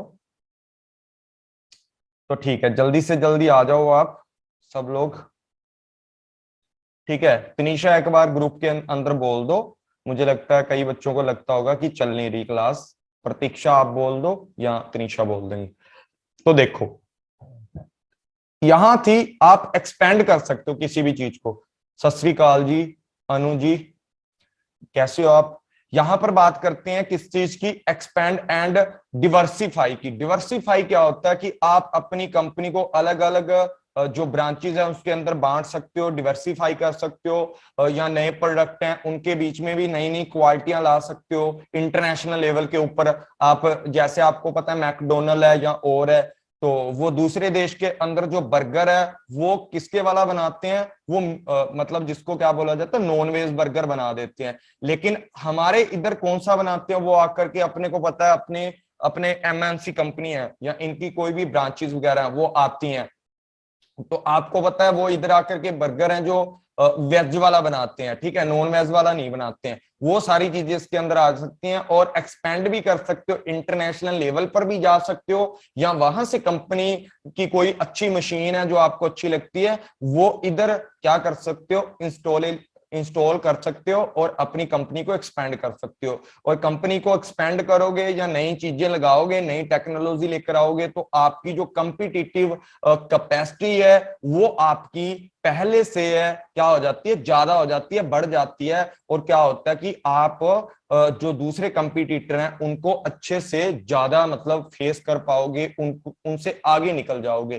ठीक है, ये वही चीजें हैं जो मैंने यहां पर आपको, ये अलग डाल दिया क्या मैंने, ये कंपटीशन, चलो कोई बात नहीं, ये इसका डाल दिया मैंने लगता है, चलो कोई बात नहीं। ठीक है, उसके बाद कैरेक्टरिस्टिक की बात करते हैं। इसके अंदर मल्टीपल कंट्रीज होती हैं, इन्वॉल्व होती हैं, बहुत सारी क्या होती हैं, मल्टीपल जो कंट्रीज हैं वो उसके अंदर इन्वॉल्व होती है। मे बी ये जो है ना, ये इंपॉर्टेंस पे भी आता है और उसके अंदर भी आता है, क्या बोलते हैं, हमारा जो मोड्स होते हैं या किस तरीके की एडवांटेज मिलती हैं उसके अंदर भी आता है। चलो इसको मैं सेट कर दूंगा। ये देखो, जो कैरेक्टरिस्टिक होती है, मल्टीपल कंट्री इन्वॉल्व इसके अंदर हो जाती हैं। Result from economical independence among the country. आप क्या कर सकते हो, इंटरडिपेंडेंट हो जाते हो दूसरी कंट्री के अंदर, या आप दूसरी कंट्री आपके ऊपर डिपेंड हो जाती है, आप उनके ऊपर कुछ ना कुछ माल बेचने लग जाते हो। उसके बाद क्या होता है, यूज द मल्टीपल करेंसी है जो आपकी मल्टीपल होती है, लेकिन ज्यादातर जो हमारी किसके अंदर होती है, डॉलर के अंदर हमारी ज्यादातर क्या होती है, जो इंटरनेशनल लेवल का जो बिजनेस है उसके अंदर जो कॉमन करेंसी मानी जाती है। वैसे तो जो अपने इंटीग्रेशन बना लिए जाते हैं ना, इकोनॉमिकल इंटीग्रेशन, वो अपनी कॉमन क्या रख देते हैं, करेंसी बना देते हैं। लेकिन देखा जाए तो जो कॉमन करेंसी वैसे है वो डॉलर है हमारी। ठीक है, use for the multiple currency ये करवा दिया मैंने। बेसिस ऑन द फ्री जो मार्केट इकोनॉमी है, आप देखोगे ना इंटरनेशनल बिजनेस के ऊपर आप क्या करते हो, जितनी भी हमारी इकोनॉमी है वो फ्रीली एक तरीके से मार्केट बन जाती है। पूरा वर्ल्ड है वो एक फ्री मार्केट बन सकती है अगर आप लोग इंटरनेशनल बिजनेस के ऊपर ध्यान दो या ग्लोबलाइजेशन के ऊपर ध्यान दो। वहां से माल खरीद सकते हो, बेच सकते हो, कुछ भी आप एक्सपोर्ट इंपोर्ट कर सकते हो। इन्वॉल्व किया जाता है मूवमेंट को, जो प्रोडक्ट हैं वो बाउंड्री के क्रॉस दिए जाते हैं। बेसिस किसके ऊपर बेस्ड है, free flow of the factor of the production. Production के जो फैक्टर हैं उनका फ्री आप फ्लो कर सकते हो एक कंट्री से दूसरे कंट्री के अंदर। ठीक है, इंपैक्ट पड़ता है डिफरेंट तरीके से, हमारी इकोनॉमिकल जो सिस्टम है इसका डिफरेंट डिफरेंट इंपैक्ट पड़ता है जब आप इंटरनेशनल बिजनेस करते हो। एक इंपैक्ट तो मैंने पढ़ा ही दिया है कि आपका जो बीओपी है, अगर आप एक्सपोर्ट इंपोर्ट दोनों अच्छा बैलेंस बना करके करते हो, जो करंट अकाउंट है आपका या कैपिटल अकाउंट है उसको अच्छे से मैनेज करके रखते हो अपने इंडिया का सिस्टम देख करके, तो आप क्या करोगे, बीओपी है जो उसकी इक्विलिब्रियम इसको बना सकते हो। यहाँ हमारी इकोनॉमी सिस्टम, ये तो इकोनॉमी सिस्टम हो गया। अगर देखा जाए तो हमारा ज्योग्राफिकल एरिया है या जो हमारी संस्कृति है उसके ऊपर भी एक इम्पैक्ट जाता है। किसका इम्पैक्ट जाता है, हमारा जो इंटरनेशनल बिजनेस होता है। आपको पता है वहां का कल्चर अलग है, वहां के लोग हैं अलग अलग तरीके के कपड़े सूट बूट पहनते हैं, वो इधर आना स्टार्ट हो जाते हैं। ठीक है, कंसर्न करता है किसके द्वारा, एमएनसी कंपनी और ग्लोबल इमेज के द्वारा ये कंसर्न किया जाता है। ठीक है, एक बार मैं देख लूं एक चीज, ये ठीक है। ठीक है, चलो ये और फीचर हैं जो पढ़ा देता हूं। देखो लार्ज ऑपरेशन होते हैं, ये अलग था, ये मैंने गलती से लगा दिया, ये वाली फोटो आनी थी यहाँ पर, तो वो मैं ठीक कर दूंगा। देखो जो फीचर होते हैं और कौन से, आप बड़े पैमाने पर लार्ज स्केल्स के ऊपर आप ऑपरेशन करते हो, इंटरनेशनल बिजनेस के ऊपर कैसे करते हो, आपको पता है कि भाई हम लोगों ने अब जो काम है ना सारा का सारा जब लार्ज स्केल पे करते हो तो आपको दो एडवांटेज और मिलती है। कौन सी? कि जैसे आपने इकोनॉमिक्स का जो सिद्धांत सुना है कि लार्ज स्केल का जो आपके लिए बेनिफिशियल होता है उसको, जिसके अंदर आप किसी भी चीज को काफी हद तक बढ़ाते जाओगे उसकी जो कॉस्ट है ना वो कम आ जाएगी। ठीक है, लार्ज ऑफ स्केल का जो एक प्रोडक्शन वाला होता है ना, इसका नाम क्या होता है? कॉस्ट कंट्रोल नहीं बच्चे, इसका एक नाम और होता है, मेरे दिमाग में नहीं आ रहा। कि जब भी आप क्या करते हो लार्ज स्केल ऑफ प्रोडक्शन करते हो ना, उसका एक सिद्धांत होता है, जिस तरीके से आप प्रोडक्शन बढ़ाते जाओगे बढ़ाते रहोगे ना, पर यूनिट जो कॉस्ट है आपकी कम आ जाएगी। अब देखो लार्ज स्केल पे करोगे, पहले इंडिया के लिए कर रहे थे अपनी कंट्री के लिए, अब बाहर के देशों के लिए भी आप प्रोडक्शन कर रहे हो, तो आप क्या होगा कि लोकल मार्केट के साथ जब आप एक्स्ट्रा मटेरियल बनाओगे तो आपका क्या होगा, एक्स्ट्रा जो मटेरियल है आप उसको दूसरी कंट्रियों में बेचोगे, एक तो आपको प्रॉफिट मिलेगा, एक्सचेंज कौन सा होगा आपके पास, फॉरेन करेंसी होगी, उसके साथ आपको क्या होगा कि आपकी जो कॉस्ट है पर यूनिट वो कम हो जाएगी, और जितने भी रिसोर्सेज आपके, या तो आप ओवर यूटिलाइजेशन करोगे या उनका प्रॉपर यूटिलाइजेशन कर सकते हो। ठीक है, ओवर यूटिलाइजेशन करने से कंपनी का नुकसान हो सकता है, लेकिन प्रॉपर यूटिलाइजेशन करने से आपकी जो कंपनी है उसका बेनिफिट ही बेनिफिट है। इंटीग्रेशन ऑफ इकोनॉमिक्स, जैसे आपको पता है अलग अलग कंपनियां जो कंट्री हैं वो मिलकर के अपने अपने वो बना लेते हैं, जैसे यूरोपियन यूनियन बना हुआ है, नाफ्टा साफ्टा बना हुआ है, अलग अलग इकोनॉमिकल जो इंटीग्रेशन होते हैं वो कंपनियां बना करके अपनी वहां सेलिंग करना स्टार्ट कर देती हैं, वहां उनको बेनिफिट होना स्टार्ट हो जाता है। उसके बाद dominated by the developed country हैं या एमएनसी हैं, इनके द्वारा बहुत ज्यादा बेनिफिट लिया जाता है। कैसे लिया जाता है मैं बता देता हूं कि जितनी भी हमारी कंपनियां ना विकसित देश होते हैं जिनके पास पैसा भी है, जैसे यूएसए हो गया, यूरोप हो गया, जापान हो गया, आपको पता है जो अभी मेरे को बर्थडे के ऊपर जितने भी गिफ्ट मिले हैं ना, पेन वाले ऐसे पेन मिले थे मेरे को, वो सारे के सारे जापान की जो टेक्निक है ना उनके साथ बने हुए हैं। तो वो क्या करते हैं, अपना फुली कंट्रोल रखते हैं इंडिया के अंदर, वहां से माल बना बना के इंडिया के अंदर बेचते हैं और उनकी हाई कॉस्ट के ऊपर बेचते हैं, और साथ ही साथ वो यहाँ पर रह करके रिसर्च डेवलपमेंट करते रहते हैं, और साथ साथ जो भी एम्प्लॉइज होते हैं उनकी क्वालिटी अच्छी कर देते हैं, स्किल्ड एम्प्लॉय लेकर के कम से कम लो कॉस्ट के ऊपर क्या करना चाहते हैं वो बनाते हैं और बेचते हैं, हमारी इंडिया का पैसा लूटते हैं। ठीक है, डेवलपमेंट जो कंट्रीज होती हैं उनके अंदर जाकर के एमएनसी अपना काम बना लेती है, या जो अंडर डेवलपमेंट होती हैं और बहुत सारा पैसा वहां से लूट करके बाहर निकलती हैं। उसके बाद बात करते हैं यहाँ पर बेनिफिट टू पार्टिसिपेटिंग कंट्री। जो भी कंट्री इंटरनेशनल लेवल पे बिजनेस करती है ना, चाहे वो पुअर कंट्री है, चाहे अंडर डेवलपमेंट है, चाहे रिच कंट्री है, कुछ भी है, उनको ज्यादा से ज्यादा बेनिफिट इंटरनेशनल लेवल पे होता है। और साथ ही साथ क्या होता है, अनएम्प्लॉयमेंट, आपको पता है एम्प्लॉयमेंट वगैरह कम है और मोर अपॉर्चुनिटी मिलती है एम्प्लॉयमेंट की। जब इंटरनेशनल, जब आप एक इंडिया के लिए काम कर रहे हो, एक फॉरेन के और देशों के लिए भी काम कर रहे हो, तो आपको लोग भी ज्यादा रखने पड़ेंगे, अपने इंडिया के लोगों को ज्यादा काम मिलेगा, और जो बेरोजगारी है उसके ऊपर भी कंट्रोल यहाँ पर किया जा सकता है। और आजकल तो आपको पता है एलपीजी की जो पॉलिसी है हमारी, वो उसको फॉलो किया जाता था, पर मुझे नहीं लगता कि मोदी जी ने किसी के साथ भी अच्छे लिंक छोड़े होंगे हमारे। चाइना के साथ भी बाइकआउट हो चुका है और पाकिस्तान के साथ भी लगभग हो ही चुका है। ठीक है, अफगानिस्तान में तो अब आपको पता ही है वो तालिबान से आ चुके हैं, तो कहाँ हमारी जो मतलब आसपास की जो कंट्री है, नेपाल है, उनके साथ भी ज्यादा हमारा नहीं है मतलब। तो किसके साथ हम लोग क्या करें, जो हम लोगों का क्या है मतलब एक्सपोर्ट इंपोर्ट है, किसके साथ पार्टिसिपेशन करें, तो वो सारी चीजें इसके अंदर क्या होती हैं, इंक्लूड यहाँ पर की जाती हैं। ठीक है, वो सारी चीजें इसके अंदर क्या की जाती है, इंक्लूड की जाती हैं। तो जो पार्टिसिपेशन करने वाली कंट्री हैं उनको तो बहुत फायदा होता है, या तो दूसरे देश वाले हमारे देश में आकर के इन्वेस्टमेंट करेंगे, या हम उनके देश में जाकर के इन्वेस्टमेंट करेंगे, वहां के लोगों के लिए मतलब गुड्स एंड सर्विसेज की मतलब उपलब्ध करवाएंगे, अवेलेबल करवाएंगे, और क्या हो जाता है, हमारा बेनिफिट होना स्टार्ट हो जाता है, और हमें फॉरेन करेंसी मिलती है, जो कि उधर के पैसे इधर आते हैं। तो आपको पता ही है $1 के बराबर कितने होते हैं, 70-80 रुपीज बन जाते हैं आप लोगों के। अब देखो कीन कंपटीशन होता है, गर्दन काट या बहुत ही ज्यादा जिसको बोला जाता है, तो कंपटीशन बहुत ज्यादा होता है। आपको पता है आजकल बहुत सारी एमएनसी हैं, वो फेस करना पड़ता है आपको कंपटीशन। इंटरनेशनल लेवल के ऊपर बहुत सारी एमएनसीज काम करती हैं।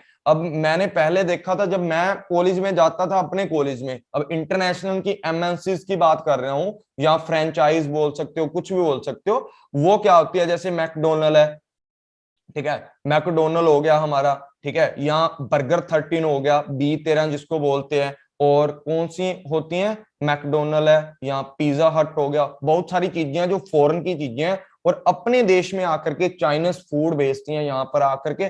और इनका आपस में देखो कितना कंपटीशन है। एक देश के अंदर 10-10 कंपनियां होती हैं ऐसी जो कि इधर आकर के काम करती हैं, और आपस के अंदर उनका बहुत ज्यादा कंपटीशन हो जाता है। और क्या होता है, किसी के लिए पॉजिटिव सिचुएशन आ जाती हैं, किसी के लिए नेगेटिव आ जाती हैं। जिसके लिए पॉजिटिव है भाई, उनके तो पांचों उंगलियां घी के अंदर वाली बात हो जाती है ना। वो बात आपके ऊपर डिपेंड करती है कि आपका प्रोडक्ट कितना सुपीरियर है, कितना गुड क्वालिटी का है, और कितना लो प्राइस के अंदर आप कितनी अच्छी क्वालिटी दे रहे हो। वो इस चीज के ऊपर डिपेंड होता है। इसीलिए जो कीन कंपटीशन है, क्योंकि दूसरी एमएनसी वाली कंपनीज हैं और कंपनियां, वो क्या करती हैं, कम से कम कॉस्ट में देना चाहती हैं। अपने जितने भी लोग हैं उनको ज्यादा से ज्यादा मतलब क्या करना चाहती हैं, कम से कम प्राइस में अच्छे से अच्छा प्रोडक्ट उपलब्ध करवा देती हैं। और जिससे क्या होता है, हमारे कई बार क्या होता है, वो हम उसके अंदर पढ़ेंगे, जो ग्लोबलाइजेशन है उसके अंदर ज्यादा बेटर आपको समझ आएगा कि हमारी इंडिया की कंपनी को भी नुकसान हो जाता है।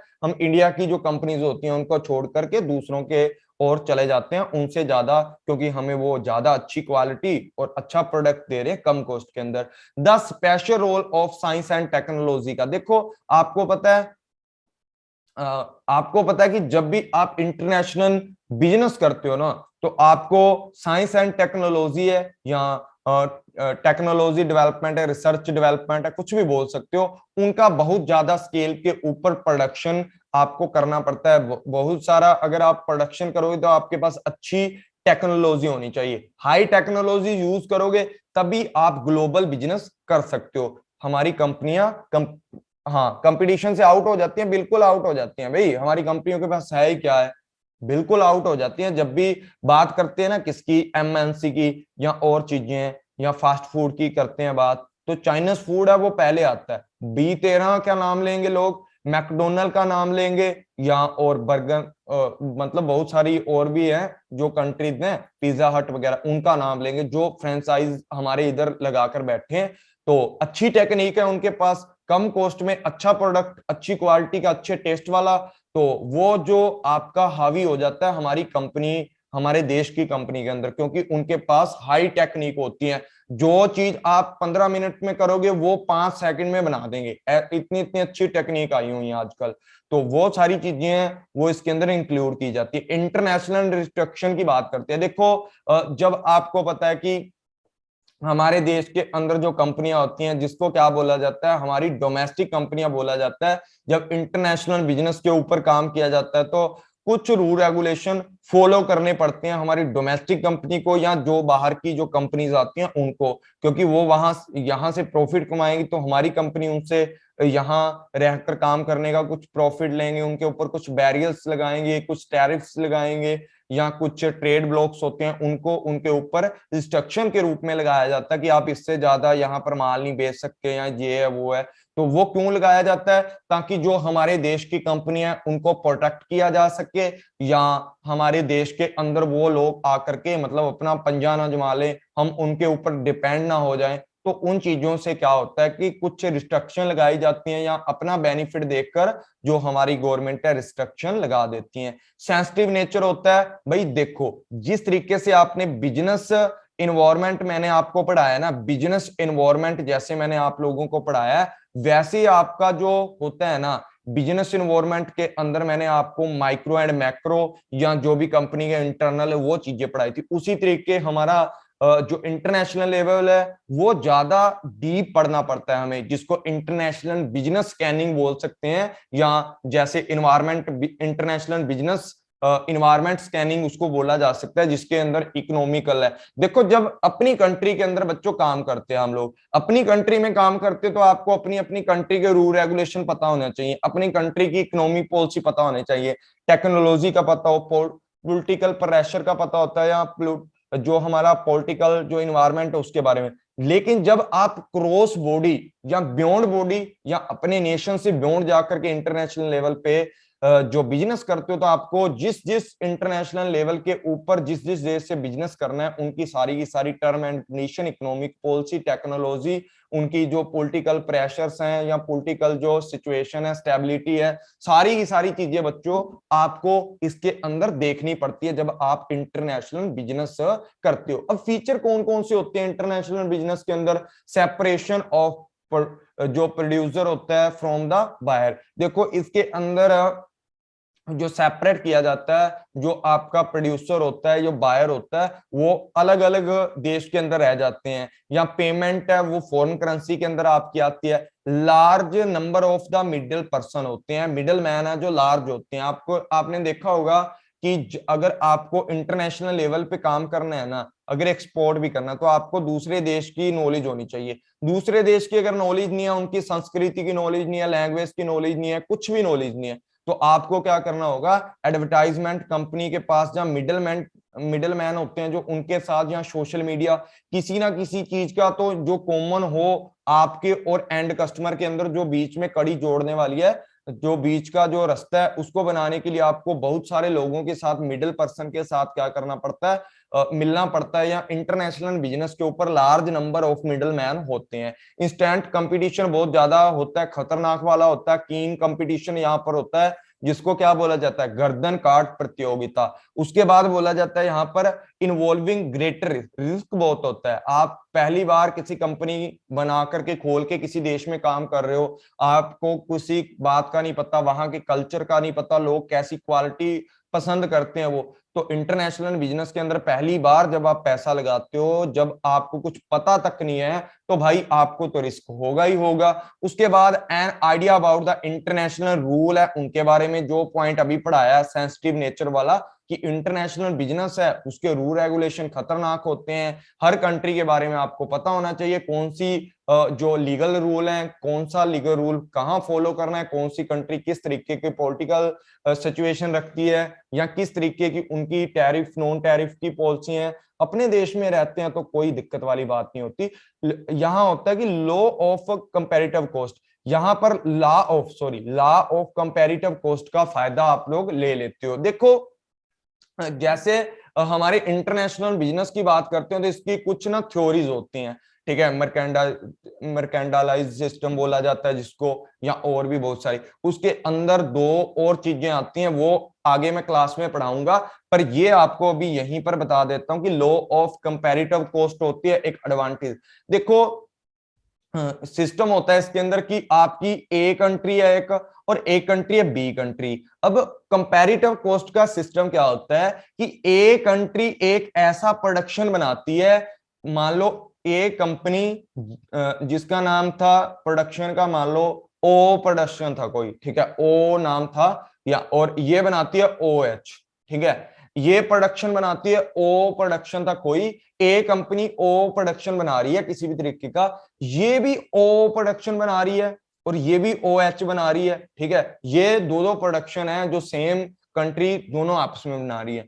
ए जो कंपनी है ना, या ए जो कंट्री है, वो जो प्रोडक्शन बी वाले से कंपैरेटिव जो ओ प्रोडक्शन है, या जो ओ थिंग्स है, कोई भी नामक थिंग्स है, जो बहुत ही कम कॉस्ट में बनाती है बी कंट्री से। मतलब ऐसा मान के चलो जैसे हमारी इंडिया का और ऑस्ट्रेलिया का, या किसी और देश का ले लेते हैं, यूएसए का ले लो, यूएसए का, ठीक है, यूएसए मतलब अमेरिका। हमारी इंडिया के अंदर आपको पता है चावल बहुत ज्यादा होते हैं, और यूएसए के अंदर वही चावल प्रोडक्शन होता है। ऐसा नहीं है कि वहां फसलें नहीं होती, वहां वहां प्रोडक्शन नहीं होता, ऐसा कोई चक्कर वाली बात नहीं है बच्चों।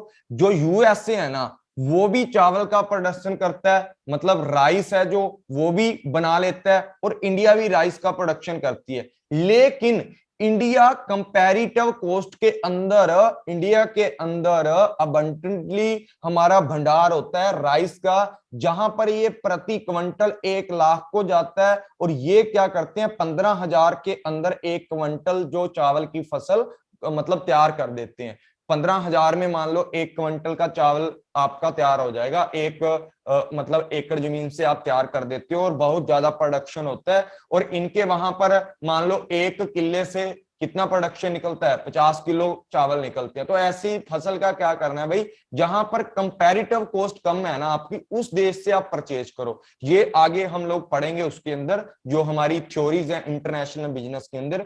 और दूसरी क्या बात होती है, दूसरी होती है एडवांटेज की। उसके अंदर भी ये होता है कि आपको ना वहां से इंपोर्ट एक्सपोर्ट करना चाहिए। अगर मान लो आपके देश में राइस अच्छे नहीं बन रहे हैं, तो इनको एडवांटेज वाली थ्योरी फॉलो करनी चाहिए, कि जो इंटरनेशनल एडवांटेज थ्योरी है ना, उसको फॉलो करना चाहिए, एडवांटेज कॉस्ट वाली, कि भाई मैं यहां तैयार करूंगा तो मेरे को इतने की पड़ेगी, अगर मैं इंडिया से खरीदूंगा तो मेरे को मतलब $50 कम की पड़ेगी या $1,000 कम की पड़ेगी। तो उसके अंदर आप लोगों का क्या हो जाता है, ज्यादा से ज्यादा बेनिफिट हो जाता है। तो वो चीज बताइए कि इंटरनेशनल लेवल पर जब आप बिजनेस करते हो तो आपको लॉ ऑफ कंपैरेटिव कॉस्ट आपको यहां पर मिल जाती है। उसके बाद बात करते हो द मल्टीपल्सिटी ऑफ द डॉक्यूमेंट। भाई जब इंटरनेशनल बिजनेस करते हो ना, तो आपको बहुत सारे tariff, non tariff duty, custom duty, सीमा ड्यूटी, पता नहीं किस किस तरीके की ड्यूटीज हैं, या अपने डॉक्यूमेंट है, दूसरे देश के अंदर काम करोगे, कुछ लाइसेंसेस, कुछ फ्रेंचाइज लाइसेंस हैं,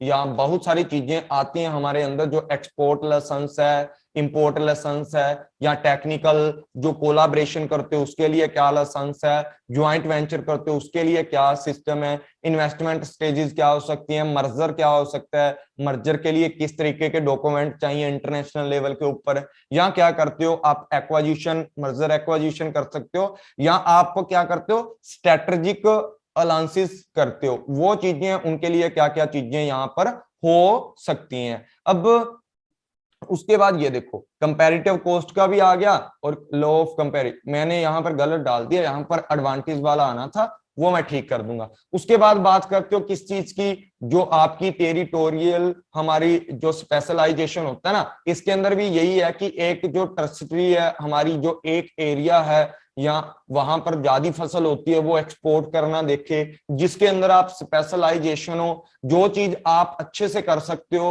वो चीजें आपको करके दूसरे देश में बेचनी चाहिए। रेसिप्रोकल असिस्टेंट आ जाता है इसके अंदर, असिस्टेंट ले सकते हो, किस तरीके से हेल्प लोगे दूसरी कंट्रियों से, दूसरी कंट्रियों की करोगे, वो सारी चीजें इसके अंदर आ जाती हैं। उसके बाद क्या है, consent with the different law of, आपको बहुत सारी कंसेंट के साथ बहुत सारी कंट्री के लॉ उनके साथ चलना पड़ता है। डोमिनेट वाला ये मैंने पॉइंट करवा दिया था कि एमएनसी कंपनी आकर के आपके देश में लग जाती हैं और वो पूरी की पूरी मार्केट को कंट्रोल कर लेती हैं, वहां आकर के अपना सिस्टम चलाने लग जाती हैं। आगे देखते हैं, यहाँ पर आगे एक चीज और देखते हैं जो आपको पढ़ाने वाला था, वो कौन सी थी, जो ये वाली चीज है ना छूट गई थी, ये पढ़ा देता हूँ। देखो यहाँ पर वही सारी चीजें दे रखी हैं, ये सेपरेशन ऑफ द, देखो ये वाला यहाँ से फॉरेन पेमेंट करेंसी वाला है, ठीक है, आइडिया वाला है, ठीक है। उसके बाद इंस्टेंट कंपटीशन है, हिंदी में दे रखा है। कंपटीशन आपका ज्यादा हो जाता है ना हर चीज के अंदर, तो इन्वॉल्विंग ग्रेटर रिस्क है, आप देखो दूसरे देश के अंदर आपको कुछ पता ही नहीं है, तो मैंने यहाँ पर ना छोटा छोटा आपको एक्सप्लेन करके बताया, आप देख लेना। लॉ ऑफ जो कंपैरेटिव कॉस्ट है, रेसिप्रोकल है, जैसे कि आपको पता है कि बहुत ज्यादा कंपटीशन हो जाता है, तो वहां पर आप उत्पादन बेचने के लिए अपने असिस्टेंट करते हो, वहां के लोगों से हेल्प लेते हो, आपको किस तरीके का जो मतलब पैकिंग करनी है, किस तरीके से दूसरे लोगों को अट्रैक्ट करना है, या जिस कंट्री में आप कर रहे हो वहां के लोगों से असिस्टेंट ले लेनी, वो सारी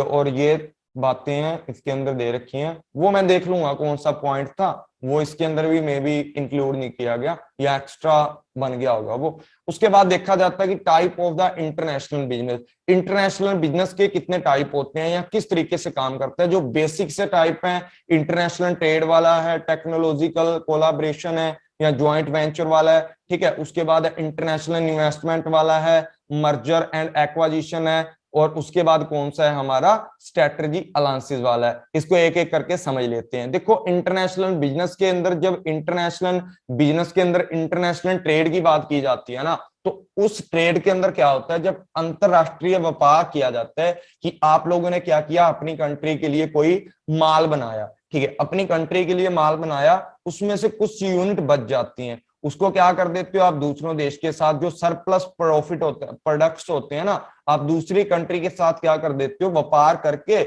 आप क्या कर सकते हो, कुछ ना कुछ चीजें बना सकते हो। इसके अंदर एक चीज और लिखी है, वो देख लेते हैं क्या है ये चीज, काउंटर ट्रेड एग्रीमेंट। एक होता है काउंटर ट्रेड, ठीक है, काउंटर ट्रेड एग्रीमेंट क्या होता है, इसके अंदर तो क्या होता है, अभी जो भी आपके पास एक्स्ट्रा चीजें बचती हैं वो आप एक्सपोर्ट कर सकते हो, या जो चीज आपके बनती नहीं है कंपनी के अंदर, और उनको क्या कर देते हो, दूसरे देशों से ले लेते हो, ठीक है, वो चीजें इंपोर्ट एक्सपोर्ट इसके अंदर करते हो इंटरनेशनल ट्रेड के अंदर।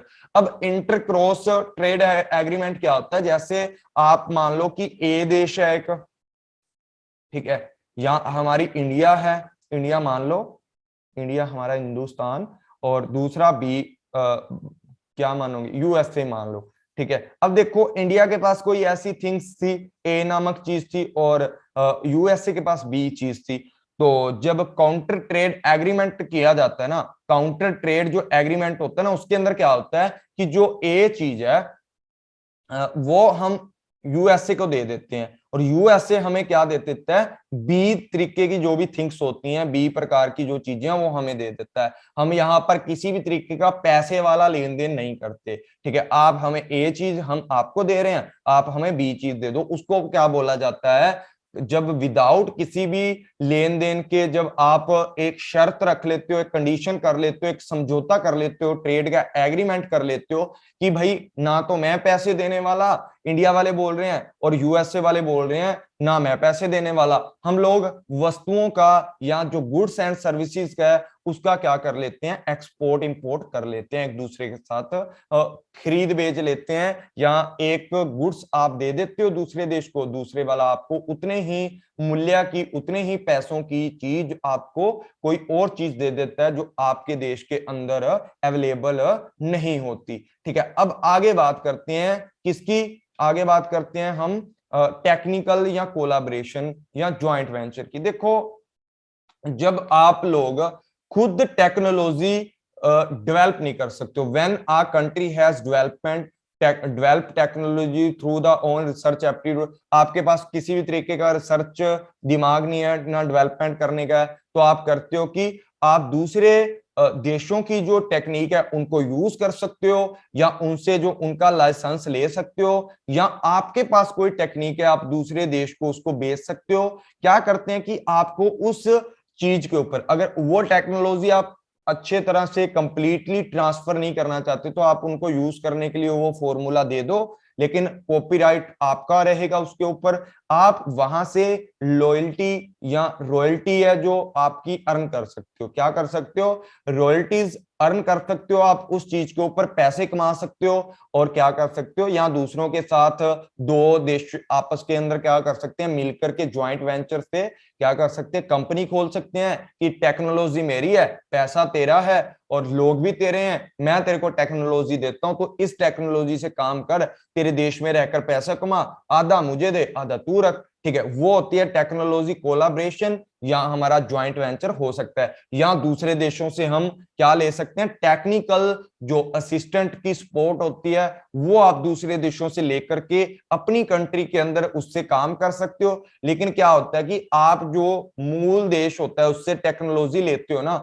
उसके ऊपर रॉयल्टी के ऊपर आपको पैसा देना पड़ता है। अगर आप किसी को टेक्निक दे रहे हो तो आप दूसरे देश से पैसा लोगे, या दूसरे देश से आप जो टेक्निक खरीदोगे तो आप उसके ऊपर क्या करोगे, पैसा बना सकते हो। उसके बाद बात करते हैं इंटरनेशनल इन्वेस्टमेंट। अब देखो इन्वेस्टमेंट दो तरीके की होती हैं।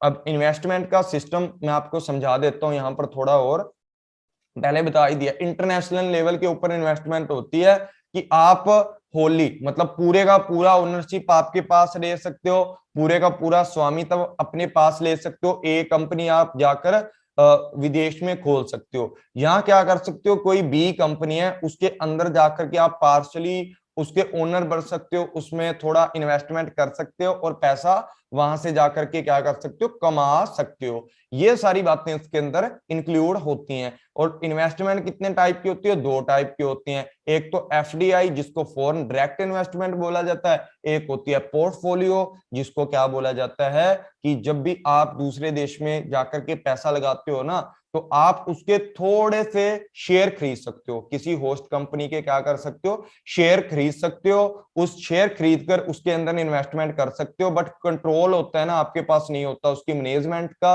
वो रहता है होस्ट कंपनी के पास जहां की वो कंपनी है, उसको बोला जाता है पोर्टफोलियो इन्वेस्टमेंट। उसके बाद मर्जर एंड एक्वाजिशन की बात करते हैं कि कोई विदेशी कंपनी या आप विदेश में गए, वहां जाकर के आपने किसी कंपनी के ज्यादा शेयर खरीद लिए, 50% शेयर खरीद के उनको बोला कि हमारे साथ मर्ज हो जा, हमारे देश के अंदर आकर हमारे साथ काम कर, या उनके देश में रहकर उनके साथ काम करो, या उनको ओवरटेक कर लिया जाता है। मतलब उस कंपनियों को या तो उनके साथ मिलकर मर्ज होकर काम कर किया जाता है, मतलब ए और बी कंपनी मिलकर, मर्ज का क्या मतलब होता है, A and plus B company मिलकर के एक नई कंपनी बनाएंगी जिसका नाम सी है। जैसा कि आपने सुना होगा, हालांकि कुछ ही टाइम हुआ है, आइडिया प्लस वोडाफोन, ठीक है, आइडिया प्लस वोडाफोन, इन दो कंपनियों ने मिलकर के क्या किया, काम किया है। और इन्होंने क्या किया, एक वीआई की सिम निकाल दी है कि भाई हम दोनों लोग आपस में क्या करेंगे कि बिजनेस को मिलकर के एक नई कंपनी बना ली है। कुछ लोग तो आइडिया की सिम भी अभी भी चल रही है क्योंकि आइडिया का नेटवर्क बड़ा है, इसीलिए आइडिया का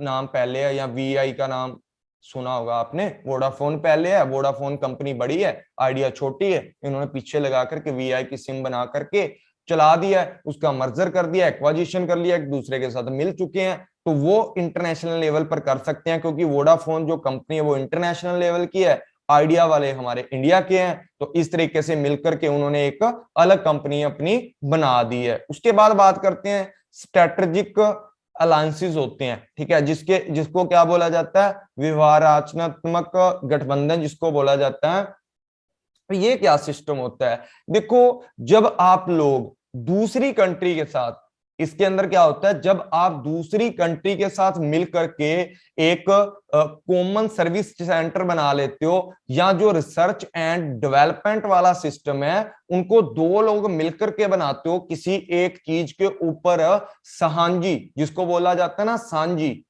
ठीक है ना, सांझी जिसको बोलते हैं, मतलब एक तरीके सांझी बन गया, मतलब सांझी मतलब जिसको इक्वल, या ऐसा लगा लो कि दोनों लोग पार्टिसिपेशन करके एक रिसर्च एंड डेवलपमेंट कर रहे हो, सांझे प्रशिक्षण दे रहे हो, अपने जो स्किल है डेवलप कर रहे हो, सभी अपने एम्प्लॉइज के लिए अच्छी टेक्नोलॉजी बना रहे हो, ठीक है। मिलकर के दो company A and B company मिलकर के क्या करती हैं, इसके अंदर डेवलपमेंट करती हैं, और एक रिसर्च, मतलब रिसर्च दो लोग मिलकर के इसके अंदर किया जाता है, वो भी इंटरनेशनल लेवल के ऊपर साझा काम आप लोग कर सकते हो, जिसको स्ट्रेटेजिकल अलायंसेस बोला जाता है। जब आपका काम हो जाता है, मतलब एक स्पेसिफिक ऑब्जेक्टिव या एक स्पेसिफिक चीज को डेवलप करने के लिए, जैसे मान लो अभी करंटली एग्जांपल दिया जाए तो कोविड का है, कोविड-19, तो इसके लिए अगर वैक्सीन बनाई जाए तो कुछ देश के जो डॉक्टर लोग हैं वो मिलकर के रिसर्च एंड डेवलपमेंट करें, वो भी एक तरीके का इंटरनेशनल लेवल के ऊपर स्ट्रेटजी अलायंसेस हो सकता है, जिसके लिए आपको गवर्नमेंट पेमेंट कर सकती है इसके अंदर। और क्या कर सकते हो, इसके अंदर कॉमन सर्विस सेंटर बना सकते हो। जैसे अगर मान लो एयरटेल वाले हैं, एयरटेल वाले हैं, हवा में उड़ने वाले बंदे हैं, जो इन्होंने वीआई और आइडिया और जो जियो, इनको बोला कि हम लोग ऐसा करते हैं कि सिमें आप लोग जो बंदा खरीदना चाहता है जिसकी खरीदे, पर हम सर्विस है जो कॉमन सेंटर से देते हैं, एक बड़ा सेंटर बनाते हैं इंडिया के अंदर, और लोगों को वहां पर बेरोजगार भी मिलेगा, मतलब बेरोजगारी है वो कम होगी, रोजगार मिलेगा, और इस तरीके से हो सकता है हमारा स्ट्रेटजी अलायंसेस। अब देखो 5P होते हैं, सुने हैं कभी? 5P होते हैं हमारे इंटरनेशनल लेवल के, सुने हैं पहले किसी ने? सुनिए आप में से किसी ने कि 5P भी होते हैं इंटरनेशनल बिजनेस के? तो 5P सूफिया पाइट्रोगुली ने दिए थे, ये पता नहीं नया सा नाम है, टोरेलुगी, पता नहीं इतना बड़ा नाम लिख देते हैं ये। 5P होते हैं, ठीक है। 5P कौन से होते हैं इंटरनेशनल बिजनेस के अंदर? प्रोडक्शन होता है, प्राइस होता है, प्रोक्सीमिटी होती है, प्रेफरेंस होती है, और क्या होता है? प्रमोशन होता है। अब एक एक करके समझते हैं। देखो जब बात करते हैं किसकी, प्रोडक्शन की, प्रोडक्शन दो तरीके से आप लोग क्या करते हो, एक तो कंपैरेटिव एडवांटेज के ऊपर करते हो, स्पेशलाइजेशन के ऊपर देखते हो कि आप दूसरे देश से कितना आपका जो प्रोडक्शन है कंपेयर करके देखा जाए तो कितना अच्छा है, और या कितना मतलब निकम्मा है उनके कंपेयर करके देखा जाता है, और कितनी कम कॉस्ट में आप बना लेते हो और कितनी ज्यादा कॉस्ट के अंदर आप बना लेते हो, ठीक है, वो इसके अंदर हमारा इंक्लूड होता है। वो चीज को देखकर ही आप अगर इंटरनेशनल व्यापार स्टार्ट करना है तो सूफिया ने बोला है, सोफिया ने, कि भाई सबसे पहले ये 5 P है ना, इसको अच्छे से एनालाइज कर लो। अच्छे से एनालाइज करोगे आपको हर चीज का ज्ञान हो जाएगा, और ज्ञान हो जाएगा उसके बाद ही अपना स्टार्ट करना प्रोडक्शन। अब देखो पहले तो ये डिसाइड करो, प्रोडक्शन की बात आएगी कि पहले कौन सा प्रोडक्शन किया जाए, किसके लिए किया जाए, किस बंदे के लिए किया जाए, आपके पास प्रोडक्शन के लिए क्या क्या रिसोर्सेज हैं, स्किल कौन सी है, स्पेशलाइजेशन है, कौन सी टेक्नोलॉजी है, इसका कंपेयर करके देखो विदेशों के साथ। जिस देश में आप प्रोडक्शन बेचोगे ना, उन देश के साथ आप कंपेयर करके देखो कि भाई मैंने तो जो प्रोडक्शन करना है ना दूसरे देश के साथ करना है। अब इस के लिए आपको प्रोडक्शन के अंदर देखना पड़ेगा आपके पास स्किल, रिसोर्सेज, उन चीजों को। आफ्टर दैट आप देखो कि मेरी डोमेस्टिक नीड क्या है, मेरे देश के अंदर अगर मान लो विदेश वाले लोग हैं वो मेरा प्रोडक्शन नहीं खरीदते, तो क्या मेरे देश की नीड क्या है, उससे कितना सरप्लस प्रोडक्ट मैंने बनाना है, कितना दूसरे देशों के लिए बनाना है, या मेरे पास कितनी जो कंपैरेटिव डिसएडवांटेज है, दूसरे देशों की क्वालिटी कितनी अच्छी है, वो सारी चीजें इसके अंदर देखी जाती हैं। अब बात करते हैं प्राइस की। Price, it is very important, have a fair price of the production in the international business। आपको मैंने बोला है बच्चों कि जब भी आप इंटरनेशनल लेवल की बच्चे बात करते हो ना, तो वहां पर आपको इकोनॉमिकल चीजें देखनी पड़ती हैं, सारी की सारी प्राइस सिस्टम, इकोनॉमिकल पूरे का पूरा सिस्टम आपको देखना पड़ता है कि आप जो गुड सर्विस बना रहे हो वो कितनी लो कॉस्ट के अंदर तैयार कर रहे हो, या किस कंट्री के लिए तैयार कर रहे हो। ऐसा ना हो कि आप प्रोडक्ट बना दो बहुत ही हाई फाई और आपको उसके पैसे मिल नहीं रहे हैं, और वैसा सेम प्रोडक्ट आप बना रहे हो 50 रुपयों का और दूसरी कंपनी बना रही है 15 रुपयों का, तो आपको तो वहां पर जो सिस्टम है पूरे का पूरा हिल जाएगा, आपका तो प्रोडक्ट ही नहीं खरीदेगा कोई। This price depend on the product की कॉस्ट क्या है, डिस्ट्रीब्यूशन कॉस्ट क्या है, स्टोरेज कॉस्ट क्या है, प्रॉफिट मार्जिन क्या है, डिमांड इलास्टिसिटी क्या है, आपके प्रोडक्ट की कितनी डिमांड इलास्टिसिटी है, सप्लाई इलास्टिसिटी क्या है, कितनी डिमांड एंड सप्लाई आपको करनी है। The cost of the production can be reduce by the reducing of the cost product.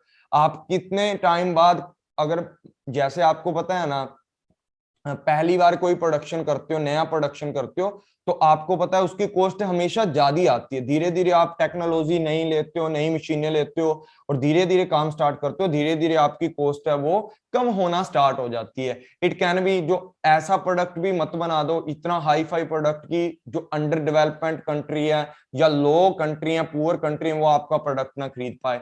ऐसा करो कि जो दिनचर्या में काम आए, सारे लोग उसको खरीद सके, हर कंट्री वाले, वो होना चाहिए।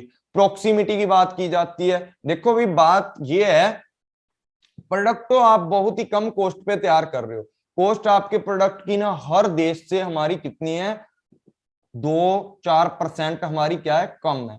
हर देश से, जितने भी दुनिया में देश हैं, इंडिया बहुत ही कम प्राइस के अंदर बना रहा है उस प्रोडक्ट को। तो क्या होगा कि ऐसा ना हो, प्रोक्सीमिटी भी देखो भाई, प्रोडक्ट बेचने से पहले प्रोक्सीमिटी देखो। ऐसा ना हो कि आप प्रोक्सीमिटी की वजह से प्रोडक्ट की कॉस्ट है जो बढ़ जाए, ठीक है। एक बार ना क्लास को रिज्वाइन कर लो, यहीं से आपको समझा देता हूं, क्लास को रिज्वाइन कर लो। देखो यहां पर हम लोग बात कर रहे थे, किस चीज की बात कर रहे थे भाई, हम बात कर रहे थे कि जैसे हम लोगों का देश है, ठीक है, हम लोगों का देश के अंदर कोई भी प्रोडक्शन है, वो प्रोडक्शन इतनी लो कॉस्ट के अंदर हम बना सकते हैं कि दुनिया में कोई भी देश नहीं है उतनी लो कॉस्ट के अंदर वैसा प्रोडक्शन बना दे या वैसी कॉस्ट के अंदर। लेकिन बच्चों वहां पर प्रोक्सीमिटी और देखनी पड़ती है। प्रोक्सीमिटी देखनी क्यों पड़ती है कि भाई ये इंडिया है, मान लो ये हमारा पूरा वर्ल्ड है और यहाँ पर इंडिया है हमारा बना हुआ, ठीक है, इंडिया हमारा बना हुआ है यहाँ पर, ठीक है। ये इंडिया के अंदर हमारा भारत देश है ना, जो इस देश के अंदर जो आसपास के देश हैं उन लोगों को तो उस प्रोडक्ट की जरूरत नहीं है, और जो यहाँ रहते हैं लोग, इसको जरूरत है वर्ल्ड के अंदर। तो भाई प्रोडक्शन जो कर रहे हो आप 2% 4% कम कर रहे हो बहुत ही कम कॉस्ट पे, लेकिन जो ट्रांसपोर्ट की कॉस्ट है ना वो आपकी बहुत ज्यादा है। या आप क्या कर रहे हो, ट्रांसपोर्टेशन के चक्कर के अंदर आप दूसरे देश के अंदर भेज रहे हो तो उसकी कॉस्ट अपने आप ज्यादा हो जाएगी। तो उस चीजों का ध्यान रखना है कि आपका जो ट्रांसपोर्टेशन कम्युनिकेशन फैसिलिटी है ना कंट्रियों के साथ, वो डिफिकल्ट बनाती है दूसरे देशों के साथ। जैसे आपको पता है कि जो अफगानिस्तान है, अफगानिस्तान के नीचे इधर कुछ है, कुछ देश का नाम है जो हमें मतलब प्रोडक्ट जो हमारा ट्रांसपोर्टेशन होने नहीं दे रहा था।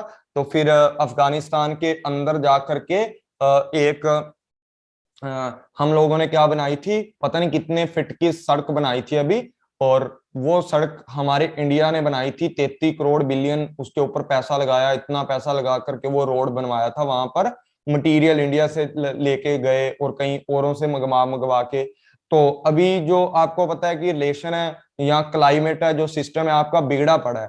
या आपको ये पता है कि अफगानिस्तान के अंदर तालिबानी लोग आ चुके हैं और उन लोगों ने जो प्रोडक्शन हमारा इंडिया से होके जाता था वहां उस रोड से, वो मान लो बाई चांस बंद भी कर दिया उन्होंने, क्योंकि उन्होंने अपनी सरकार कायम की है, तो अपनी गवर्नमेंट बना लिया उन लोगों ने। तो मान लो वो सड़क के ऊपर जो 33 करोड़ बिलियन जो पैसा लगाया था वो तो वैसे गया हमारा, तो प्रोक्सीमिटी के चक्कर में वो पैसा लगाया था। तो ये चीजें आप लोगों को ध्यान में रखनी है जब इंटरनेशनल बिजनेस करते हो, तो प्रोक्सीमिटी का भी ध्यान रखो कि भाई आपकी कंपनी है वो कितना दूर है दूसरे से, ठीक है, या अपने देश से कितना दूर है दूसरी कंट्री।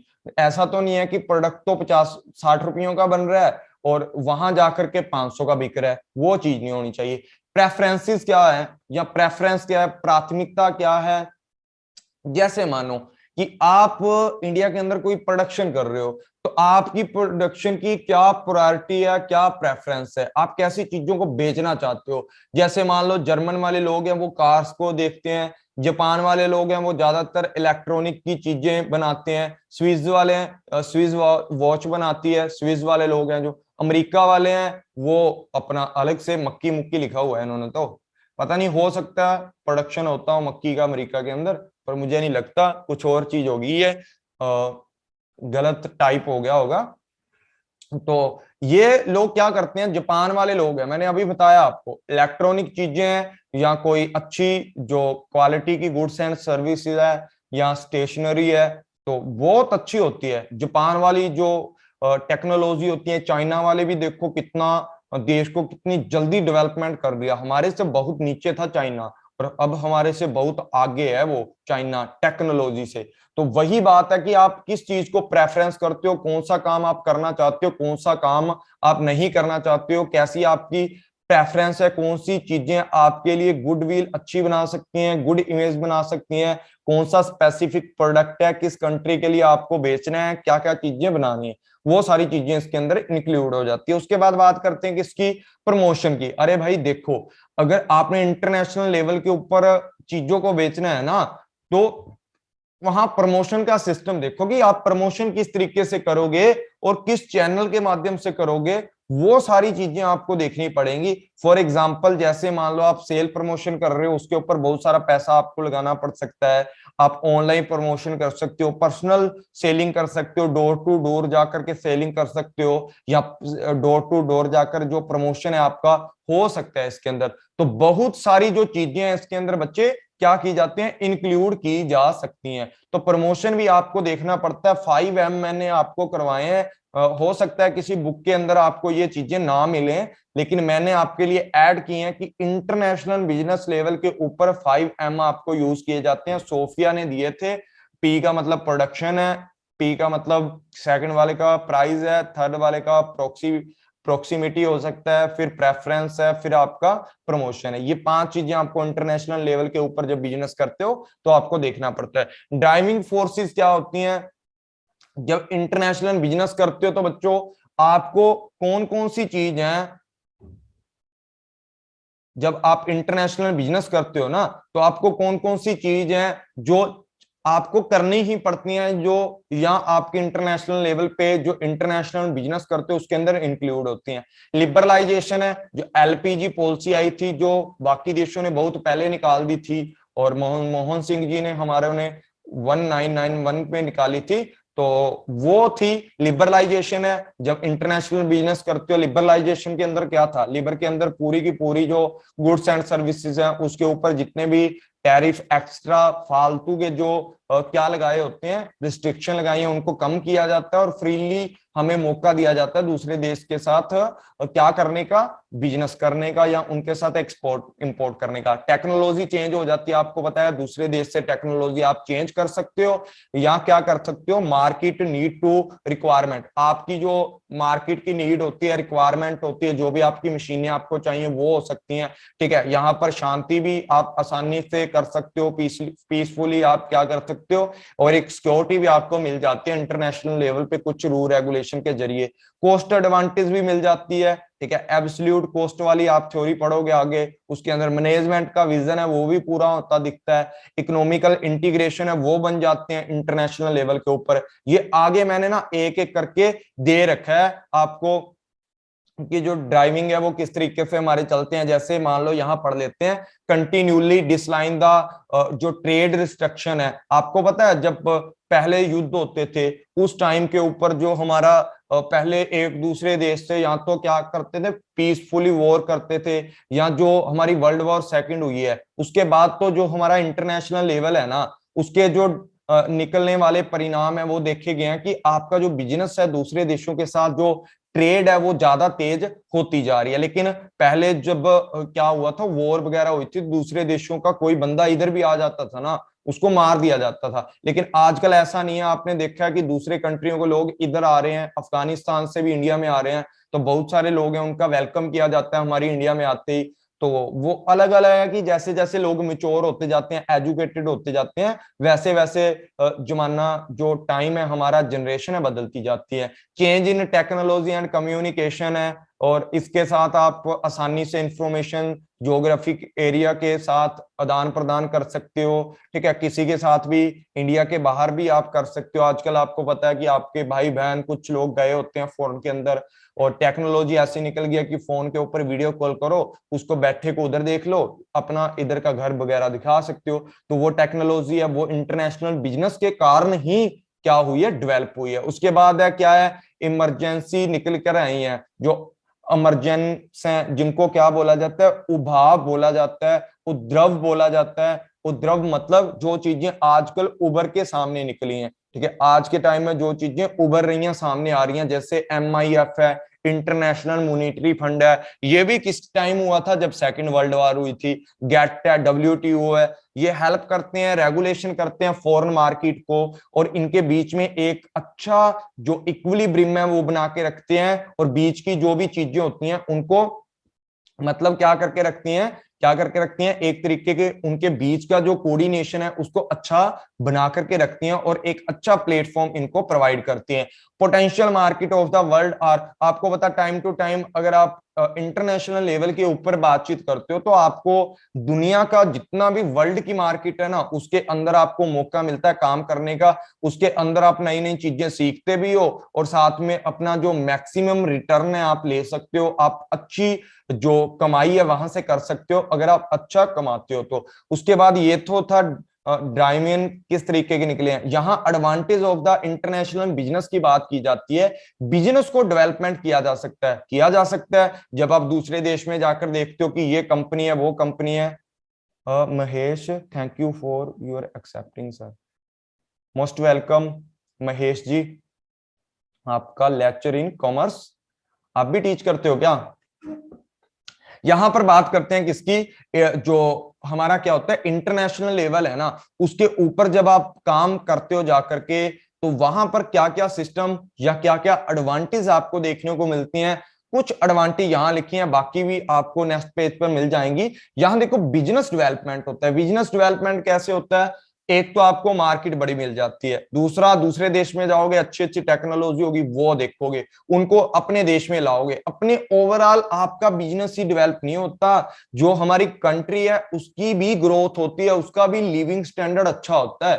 तो वो सारी चीजें हैं, वो सारी चीजों के कारण क्या होता है, हमारी इंटरनेशनल लेवल पे आपको एडवांटेज मिलती है, फाइनेंशियल बेनिफिट्स भी आपको हो जाती हैं। कैसे, मैंने बताया था, जो चीज आप यहां पर 5-10 रुपयों में बना लेते हो, वो दूसरे देश के मतलब $5 में बना सकते हैं या बनाते होंगे।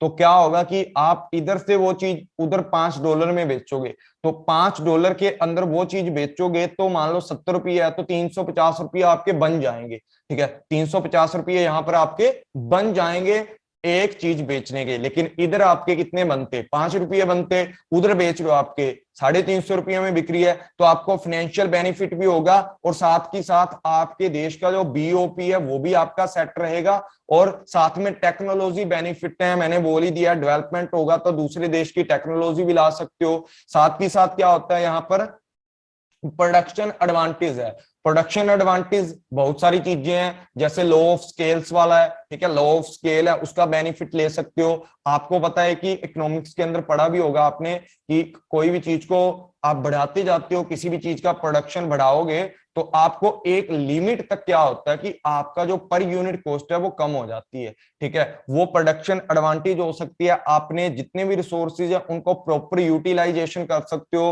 ह्यूमन एडवांटेज हो सकती है, आप दूसरे देश से क्या कर सकते हो, दूसरे स्किल्ड पर्सन बुला सकते हो, स्किल्ड मैनेजमेंट बुला सकते हो, वो आपको यहाँ आकर स्किल्स वाले लोग आकर के आपके यहाँ काम करते हैं, आपको ज्यादा बेनिफिट होगा, आपके प्रोडक्शन की क्वालिटी भी बढ़ेगी और एक बिग मार्केट आपको मिल जाती है पूरे वर्ल्ड की, उसके अंदर आप एक्सपोर्टिंग इंपोर्टिंग कर सकते हो और इंटरनेशनल लेवल पे इन्वेस्टमेंट कर सकते हो। दो तरीके की इन्वेस्टमेंट होती है, एफडीआई एंड दूसरी होती है पोर्टफोलियो इन्वेस्टमेंट। ठीक है, पोर्टफोलियो इन्वेस्टमेंट, ये दो तरीके की इन्वेस्टमेंट आप कर सकते हो। वही चीज है जो मैंने यहां पर आपको पढ़ाई है ना अभी, ये वाली चीज मैंने आगे इसके अंदर डाल रखी है, किस तरीके से हो सकता है बिजनेस का एक्सपेंशन कर सकते हो, सरवाइव कर सकते हो, बड़ी मार्केट मिल जाती है, न्यू स्ट्रेटजी यूज करने लग जाते हो, दूसरे देशों का कल्चर सीख लेते हो, एक्सपोर्ट करने लग जाते हो अपने कल्चर को।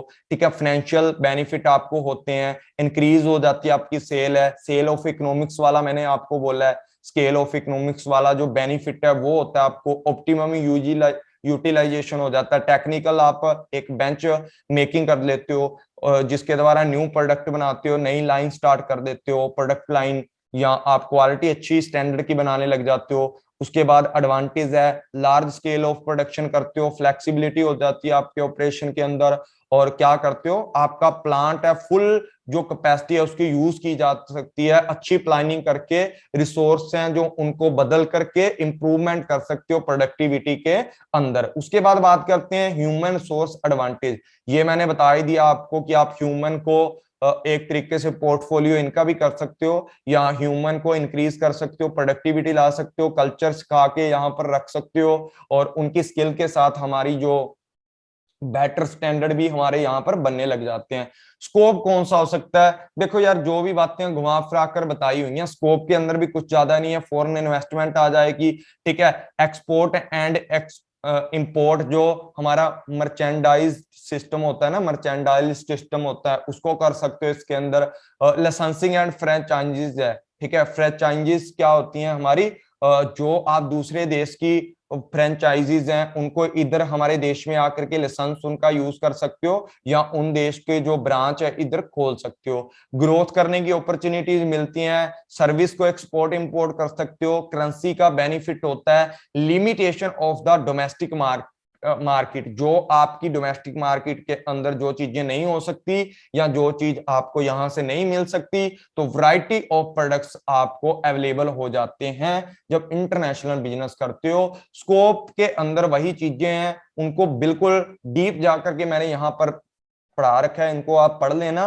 वैसे तो कोई लंबी चौड़ी बात नहीं है, मैंने पीछे एक्सप्लेन किया ही आप लोगों के लिए।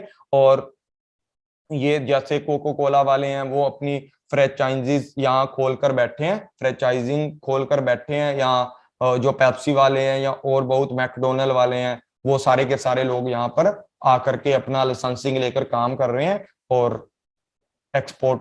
अब देखो इसके अंदर वही सारी चीजें जो मैंने पढ़ा दी हैं। उसके बाद देखो इंपोर्टेंस क्या बनती है, इंपोर्टेंस क्या बनती है। पीछे हम लोगों ने फीचर पढ़ ले, स्कोप पढ़ ले और नेचर पढ़ ले, कैरेक्टरिस्टिक सारा पढ़ लिया है। अब इंपॉर्टेंस कैसे बनती है, मार्केट है वो एक्सपेंशन हो जाती है इंटरनेशनल बिजनेस के अंदर, ब्रिंग फॉरेन एक्सचेंज, आपके पास फॉरेन का पैसा आने लग जाता है।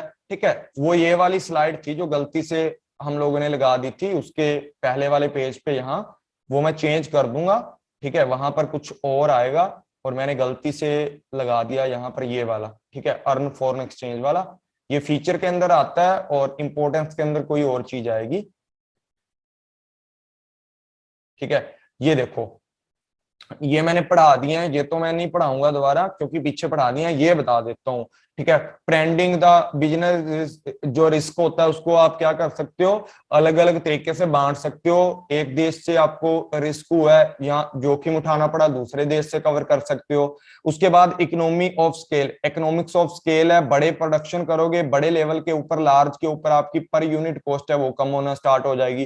कॉस्ट एडवांटेज है वो कि आपके पास रॉ मटेरियल अच्छा है या आपके पास लेबर अच्छी है, कम पैसे में मिल जाती है, आपके प्रोडक्ट की जो कॉस्ट है दूसरे देश के प्रोडक्ट की कॉस्ट से कम आती है, और आप ट्रांसपोर्ट का खर्चा डालकर भी आप दूसरे देश की जो प्रोडक्शन है उससे बहुत ही कम कॉस्ट के अंदर आप तैयार कर रहे हो। तो वो क्या होता है, वो इसके अंदर क्या होता है, इंक्लूड किया जाता है। ठीक है, वो इसके अंदर इंक्लूड किया जाता है कि कॉस्ट बेनिफिट आपको हो जाते हैं। इंप्रूव इंटरनेशनल रिलेशन, आप इंटरनेशनल लेवल के ऊपर अपने रिलेशन है वो क्या कर सकते हो, दूसरी कंट्रियों के साथ घुल मिल जा सकते हो, दूसरी कंट्रियों के संस्कृति सीख सकते हो या उनको अपनी संस्कृति के बारे में बता सकते हो, एक दूसरे की रिस्पेक्टफुली आप अच्छे रिलेशन बना लेते हो जो कि आपके लिए भी अच्छे हैं और दूसरी कंट्री के लिए भी अच्छे हैं। प्रोवाइड एम्प्लॉय अपॉर्चुनिटी, आप क्या करते हो, अपने देश से दूसरे देश में लोगों को भेजकर वहां से कुछ ना कुछ नया सीख लेते हैं वो, या हमारे देश के लोग हैं दूसरे देश में जाकर कुछ नया सिखा देते हैं, वो इंटरनेशनल बिजनेस के अंदर होता है। गवर्नमेंट भी इसके अंदर आपकी सपोर्ट करती है जो लोग एक्सपोर्ट इंपोर्ट करते हैं। ये वही चीजें हैं, यहाँ डीपली मैंने समझा दी हैं और इसको देख लेना। और एक चीज दो बार ऐड होगी आज, चलो कोई बात नहीं, मैं कवर कर दूंगा। ये पहले वाला है, इस पहले वाले चार्ट का एक्सप्लेनेशन है, ये दूसरे वाले चार्ट का एक्सप्लेनेशन दिया हुआ है जो दूसरे वाला चार्ट है, पर ये मैंने करवा ही दिया था आपको पहले, ये डबल ऐड हो गया आज की स्लाइड में, कल की क्लास में इसको कवर कर दूंगा। ठीक है, जो रह गई है जो चीजें। अब देखो किस चीज की रिस्ट्रिक्शन है, कंस्ट्रिक्शन या आपका क्या होता है बैरियर्स, या रिस्ट्रिक्शन बोल देते हैं बैरियर्स को भी। कौन कौन सी ऐसी चीज हैं जो रिस्ट्रिक्ट करती हैं, जो रोकती हैं इंटरनेशनल बिजनेस के अंदर, बैरियर बन जाती हैं। सबसे बड़ी बात कौन सी आती है कि कल्चर। आपको पता है कि भाई आप तो इंडिया के अंदर ही 10-12 तरीके के या 15-20 तरीके के जो कल्चर बसते हैं इंडिया के अंदर, कोई हिंदू है, कोई मुस्लिम है, कोई सिख है, कोई ईसाई है, और भी इनके अंदर भी अलग अलग जातियां बांटी गई हैं कि हिंदू लोगों के अंदर कुछ लोग ब्राह्मणवाद को मानते हैं, कुछ लोग किसी को मानते हैं, वो सारी की सारी चीजें आती हैं कल्चर के अंदर। आप इंडिया का कल्चर देखो, इंडिया के कल्चर को समझने के लिए तो बहुत ज्यादा आपको टाइम लगता है, लेकिन अगर देखा जाए कि इंटरनेशनल लेवल पे तो भाई फिर तो ऐसा मान लो कि आपको इंटरनेशनल लेवल के जहां पर आपको माल बेचना है, अब कल्चर जुड़ा होता है आप लोगों की प्रेफरेंस से। कल्चर के अंदर जैसे मैं सरदार हूं तो मैं अपने धार्मिक तरीकों से कपड़े पहनूंगा, सूट बूट पहनूंगा, अपने तरीके से रहूंगा, अपने जो कल्चर की नॉर्म्स वैल्यू है उनके अकॉर्डिंग रहूंगा। तो उसी तरीके जो विदेशों के कल्चर के बारे में आपको सीखना पड़ता है। उसके बाद जब वॉर हो जाती है, आपको पता है टेररिज्म हो जाता है, वॉर हो जाती है एक दूसरे देश के अंदर, जैसे चाइना के साथ हमारा बाइकआउट हुआ है अभी। ठीक है, चाइना वालों के साथ बाइकआउट हुआ तो हम लोग उनके साथ बैरियर बन गया, वो इंटरनेशनल लेवल के जो लेवल का जो बिजनेस था वो बंद हो गया उनके साथ। डिफरेंट मार्केट आपके सामने खुल जाती हैं कि एक चाइना की मार्केट है, इंडिया की मार्केट है, बांग्लादेश की है या नेपाल की है, या उसके बाद जो भी अलग अलग देश हैं, कनाडा है, अमेरिका है, उनकी मार्केट आपको मिल जाती है। और वहां के जो रूल रेगुलेशन है, वहां के लोगों की पसंद है, उनके बारे में भी आपको पता होना चाहिए। अलग अलग मार्केट तो मिल जाती है और हर मार्केट के अंदर जो लोग आते हैं अलग अलग तरीके से अपनी अपनी जो उनकी प्रेफरेंस होती है वो क्या होती है, अलग अलग होती है। तो वो सारी चीजें आपको थोड़ा बैरियर आपके सामने खुल करके आते हैं। उसके बाद टैरिफ एंड कोटा की बात की जाती है, या जो ट्रेड बैरियर जिनको बोला जा सकता है, तो टैरिफ्स हो सकता है, कुछ चीजें कोटे हैं कि भाई एक लिमिट तक की आप माल एक्सपोर्ट या इंपोर्ट कर सकते हो, क्योंकि देश के लिए भी तो बचा के रखना होता है ना हर बंदे को। सरकार बोलती है कि दूसरे देशों में बेचकर पैसे कमाओ, लेकिन एक लिमिट तक, ठीक है। या टैरिफ्स लगा देगी कि भाई आप अगर कितना ज्यादा माल बेचोगे तो आपको ज्यादा एक्स्ट्रा माल बेचने के लिए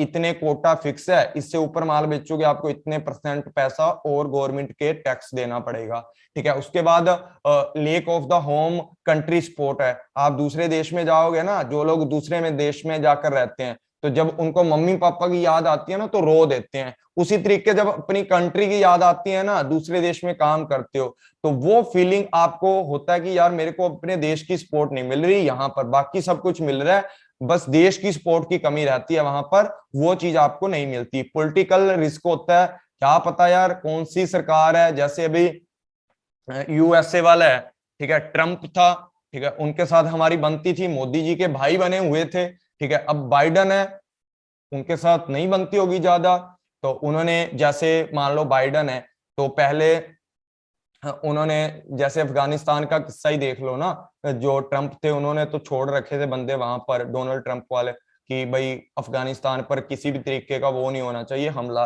तो यूएसए के जो अमेरिका के राष्ट्रपति हैं जो बाइडन है, उन्होंने वापस बुला ली अपनी फोर्स क्या, अपनी फोर्स को निकालने के अंदर उन्होंने मतलब देखा ही होगा आपने कैसे अपना विमान उड़ाया। तो वो पॉलिटिकल रिस्क होता है ना, जैसे अफगानिस्तान के अंदर पॉलिटिकल रिस्क है। अब ये रिस्क है कि हम लोगों ने जैसे वहां जाकर एक लंबी सड़क बनाई थी अपने बिजनेस करने के लिए। मैंने अभी आपको पढ़ाया ना पीछे, कौन सा पढ़ाया था, प्रोक्सीमिटी पढ़ाया था, कि प्रोक्सीमिटी होती है हमारे 5 P's होते हैं इंटरनेशनल बिजनेस में, और प्रोक्सीमिटी की वजह से हम लोगों ने एक कितने बिलियन, 33 करोड़ बिलियन पैसे लगा करके वहां उन अफगानिस्तान के देश के अंदर क्या किया था, आप लोगों के साथ एक रोड बनाया था। अब वो रोड बना दिया, अब तालिबान लोग आ चुके हैं, क्या पता उनकी सरकार है, उनकी पॉलिटिक्स चलेगी, अब क्या पता वो बंदे कुछ एक्स्ट्रा मांगे इंडिया से, या उनका अलग रुख हो जाए, वो बोले कि हम तो करने नहीं देंगे, आपका अगर माल आएगा तो हम तो खुद यूज करेंगे उसको, आप यहाँ से आज के बाद क्या नहीं कर सकते हो, अगर आपको करना है यहाँ पर, मतलब पॉलिटिकल सिस्टम होता है ना, अगर आपको करना है तो आपको इतना पैसा देना पड़ेगा, या हमारी परमिशन लेनी पड़ेगी, आपको इतने % हमें देना पड़ेगा, वो सारी चीजें इसके अंदर इंक्लूड की जाती हैं। और पॉलिटिकल रिस्क के अंदर हमेशा क्या चीजें आती हैं, एक जो हमारी कंट्री है, उस कंट्री की जो पॉलिटिकल या पॉलिटिशियन है, उनकी क्या आइडियोलॉजी है, उनकी क्या स्टेबिलिटी है, पॉलिटिकल सिचुएशन क्या है, वो सारी चीजें हमारी दूसरे देशों की भी देखनी पड़ती है और अपने देश की भी देखनी पड़ती हैं। और उसके बाद बात करते हैं, जैसे पहले हच थी, हच एक कंपनी थी, मे बी वो चेंज हो गई थी, किसके अंदर चेंज हुई थी, वोडाफोन के अंदर चेंज हुई थी, वोडाफोन के अंदर। अब वोडाफोन ने दोबारा अपनी चेंज करके आइडिया के साथ, ये विदेशी कंपनी थी, और वोडाफोन ने आइडिया के साथ मिलकर के वीआई की सिम निकाल दी है, जैसे मैंने पहले बताया, ठीक है। अब पॉलिटिकल रिस्क है ना कि मोदी ये जियो के साथ खड़ा हुआ है, रिलायंस जियो के साथ खड़ा है, बाकी सारी कंपनियों को आपको पता क्या हाल हुआ है, इतने तो उन्होंने पैसे नहीं कमाए आइडिया वालों ने, जितना उनके ऊपर टैक्स लगा दिया, ठीक है। उन्होंने एक ऐसा कानून बनाया होगा या साइन कर दिए होंगे बिना पढ़े लोगों ने, मूर्ख लोग हैं कुछ मेरे जैसे, कि गवर्नमेंट ने थोड़ा शाबाशी दे दी और टर्म एंड कंडीशन पढ़ी नहीं और नीचे साइन कर दिया। और अब जैसे आइडिया वालों से क्या चक्कर है आपको वो भी बता देता हूं, इसी तरीके इंटरनेशनल लेवल पे भी चक्कर हमारा बन सकता है, जैसे टैक्स वगैरह। अब आइडिया के जितना भी मतलब आइडिया की सिम वाली कंपनी है, उनसे जितना भी प्रॉफिट हो रहा है ना, वो सारा का सारा उनमें से कुछ % गवर्नमेंट को देना पड़ता है, गवर्नमेंट टैक्स वगैरह लगाती है ताकि हमारे देश का डेवलपमेंट हो सके। अब हमारा देश तो वैसे ही कर्जे में डूबता पड़ा जा रहा है, इंटरनेशनल लेवल बिजनेस करते हैं, बीओपी भी हमारा मेरे हिसाब से तो नेगेटिव में गया होगा, अब की बार तो नेगेटिव में भी क्या गया होगा, किसी के साथ अच्छे लिंक ही नहीं है, बिजनेस किसके साथ करें भाई। तो वही बात है, पॉलिटिकल रिस्क है, ठीक है, इसके अंदर। और अब क्या है कि जितने पैसे आपने सिम वाले सिस्टम से कमाए हैं, या टेलीकॉम एक वो होता है ना हमारा, जिसके अंडर सारे का सारा काम करने के लिए आइडिया को गवर्नमेंट ने परमिशन दी होती है, अब आइडिया वालों से पैसा किस चीज का मांगा जा रहा है, किस चीज के ऊपर ब्याज पे ब्याज लग रहा है, कि आपने आज तक और आइडिया के नाम पे और बहुत चीजें बना करके बेची हैं, अपनी कंपनियां बना रखी हैं बड़ी बड़ी, सिम के अलावा भी। ठीक है, आपने अकेला सिम का एग्रीमेंट थोड़ी किया है, इसके अलावा अपनी इतनी बिल्डिंग बनाई है, इतने ऑफिस बनाए, उनसे भी तो आपका पैसा आ रहा है ना, वो भी तो आपकी प्रॉपर्टी है ना। अब उनके ऊपर भी गवर्नमेंट क्या कर रही है भाई, टैक्स लगा रही है, और उनके ऊपर टैक्स लगा रही है ना, तो आइडिया वाला हाथ जोड़ रहा है मोदी जी के आगे कि भाई मेरी आइडिया की कंपनी तेरे नाम है, बस मेरा टैक्स माफ कर दे। इतना तो पूरी जिंदगी में आइडिया से पैसा नहीं कमाया होगा जितना मोदी ने टैक्स लगा दिया है आइडिया वाली कंपनी से। और ये तो बहुत ही गलत बात है कि भाई कोई भी बंदा था हमारी इंडिया के अंदर, उसने कुछ तो इनिशिएटिव लिया है ना, कुछ तो दूसरी कंपटीटर के बजाय वो कम ज्यादा दे रहा होगा ना, तो कौन आगे से कौन बंदा इन्वेस्ट करेगा इंडिया के आगे आकर के। तो ये होता है हमारा पॉलिटिकल रिस्क, किसके अंदर, इंटरनेशनल लेवल के अंदर भी, कि भाई अगर आप इंटरनेशनल लेवल पे एक्सपोर्ट इंपोर्ट करोगे ना, तो भाई पहले तो बोल दिया कि इतने एक्सपोर्ट करने वाले को इतना परसेंट क्या होगा, लोन मिलेगा, और बाद में वो लोन के ऊपर जो पैसे ठोकेगा ना गवर्नमेंट या पॉलिटिकल वाले, वो बोल देगा कि भाई मेरा एक्सपोर्ट वाला सारा बिजनेस ही तू रख ले और मेरे को बस एक रोटी खाने को दे दियो। ठीक है भाई, अगले के पास पैसे नहीं है, चैन की नींद ही नहीं है कि मैं पता नहीं इतने बिलियन करोड़ टैक्स बना के रख दिया आप लोगों ने। तो वो चीज होती है किसके अंदर, पॉलिटिकल रिस्क के अंदर बैरियर पैदा करती है, चाहे वो इंटरनेशनल बिजनेस है चाहे वो डोमेस्टिक बिजनेस है। लैंग्वेज की बात करते हैं भाई, लैंग्वेज क्या होती है। देखो आपको पता है हमारी जो लैंग्वेज है, इंडिया की मातृभाषा जिसको बोला जाता है हिंदी बोला जाता है, पंजाब के अंदर पंजाबी बोला जाता है, मराठी बोल देते हैं कुछ लोग, कुछ अलग अलग हमारी लैंग्वेज है। इंडिया के अंदर ही पता नहीं कितनी 50 लैंग्वेज होंगी हमारी इंडिया के अंदर, कोई पहाड़ी लैंग्वेज बोलता है, कोई कैसी लैंग्वेज बोलता है। तो वो चीज भी आपको क्या करती है भाई, आपके ऊपर इफेक्ट डालती है जब आप इंटरनेशनल लेवल पे बिजनेस करते हो। हम तो अपने स्टेटों के अंदर ही लैंग्वेज को अच्छे से नहीं समझते। मेरे को तो ये पता नहीं है कि यार जो हमारी क्या है कोलकाता है उसकी लैंग्वेज अलग है, ठीक है, वहां जाकर मैं कैसे बिजनेस कर सकता हूँ, मेरे को लैंग्वेज का ही नहीं पता। उनके साथ कम्युनिकेशन करना पड़ेगा सेल के लिए, बारगेनिंग करनी पड़ेगी, नेगोशिएशन करना पड़े। अरे भाई कैसे करूंगा जब मेरे पास लैंग्वेज का सिस्टम नहीं है।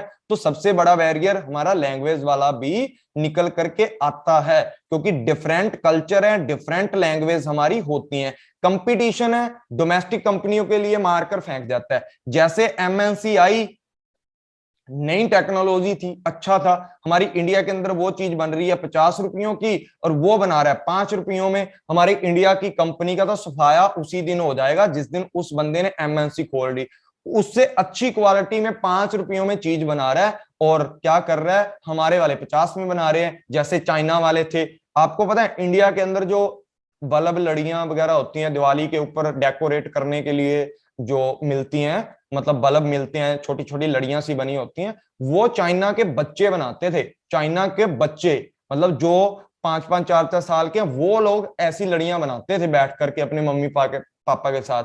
और उनकी कॉस्ट कितनी थी, एक तो जो चाइना की पॉपुलेशन है बहुत ज्यादा है, लेबर की कॉस्ट बहुत ही कम है वहां पर, और दूसरी बात क्या है, वहां पर जो मटेरियल है वो भी कम, उनको पूरा मतलब कम रेट पे मिल जाता है। और वो लड़ी बनाकर देते थे इधर हमारे 10 रुपयों की, और हमारे वाले इधर प्रॉफिट कमा कमू के उसी लड़ी को 30 से 50 रुपयों के अंदर बेच देते थे। तो कंपटीशन के अंदर क्या हो जाता है, थोड़ा बहुत सारा जो कंपटीशन आपको फेस करना पड़ता है। और जब क्या होता है कि हमारी इंडिया की कंपनी किसी तरीके का लोन वगैरह लेकर के इंडिया के अंदर काम स्टार्ट करती है, और उसी टाइम कोई एमएनसी कंपनी आकर के अच्छी टेक्नोलॉजी से देती है, तो इससे तो अपना लोन नहीं चुकाया जाना, तो वो कंपटीशन फेस करती है। डिफरेंट कल्चर वाली बात बता दी मैंने, मेंटेन करके रखने पड़ते हैं क्वालिटी स्टैंडर्ड्स को। क्वालिटी स्टैंडर्ड्स क्या होते हैं बच्चों, क्वालिटी स्टैंडर्ड्स होते हैं हमारे, जब आप लोग क्या करते हो कि जब इंटरनेशनल लेवल पे बेचते हो ना, तो कुछ एक प्रोडक्ट की क्वालिटी आपकी होनी चाहिए, उस क्वालिटी के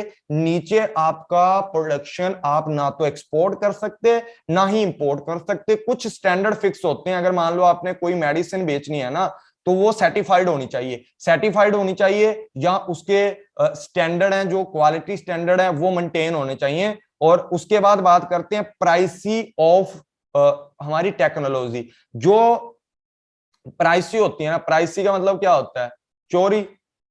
आपको पता है इंटरनेशनल लेवल पे जब आप डोमेस्टिक की कंपनी है, अगर आप एमएनसी हैं, वो आकर के काम करती हैं, तो यहाँ हमारी डोमेस्टिक कंपनी भी वैसा ही बनाना प्रोडक्ट स्टार्ट कर देती है, उनकी टेक्नोलॉजी चोरी कर लेती है।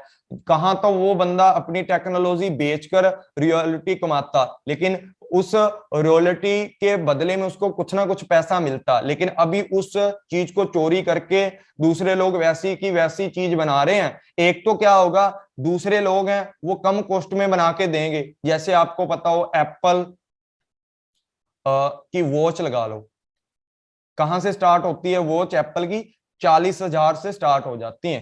ठीक है, एप्पल की वॉच 40,000 से स्टार्ट हो जाती है। अभी बहुत सारी कंपनियां आई आई पड़ी हैं, नोइस आई है, ठीक है, नोइस वाली है, यहाँ और भी बहुत सारी जो एक ऐसी कंपनी है बिल्कुल सेम टू सेम, ऐसा है कि जैसे एप्पल की वॉच है ना, सेम फंक्शन वैसे हैं, पर थोड़ा सा वर्क क्या है उसका, वो सारा का सारा फेक है।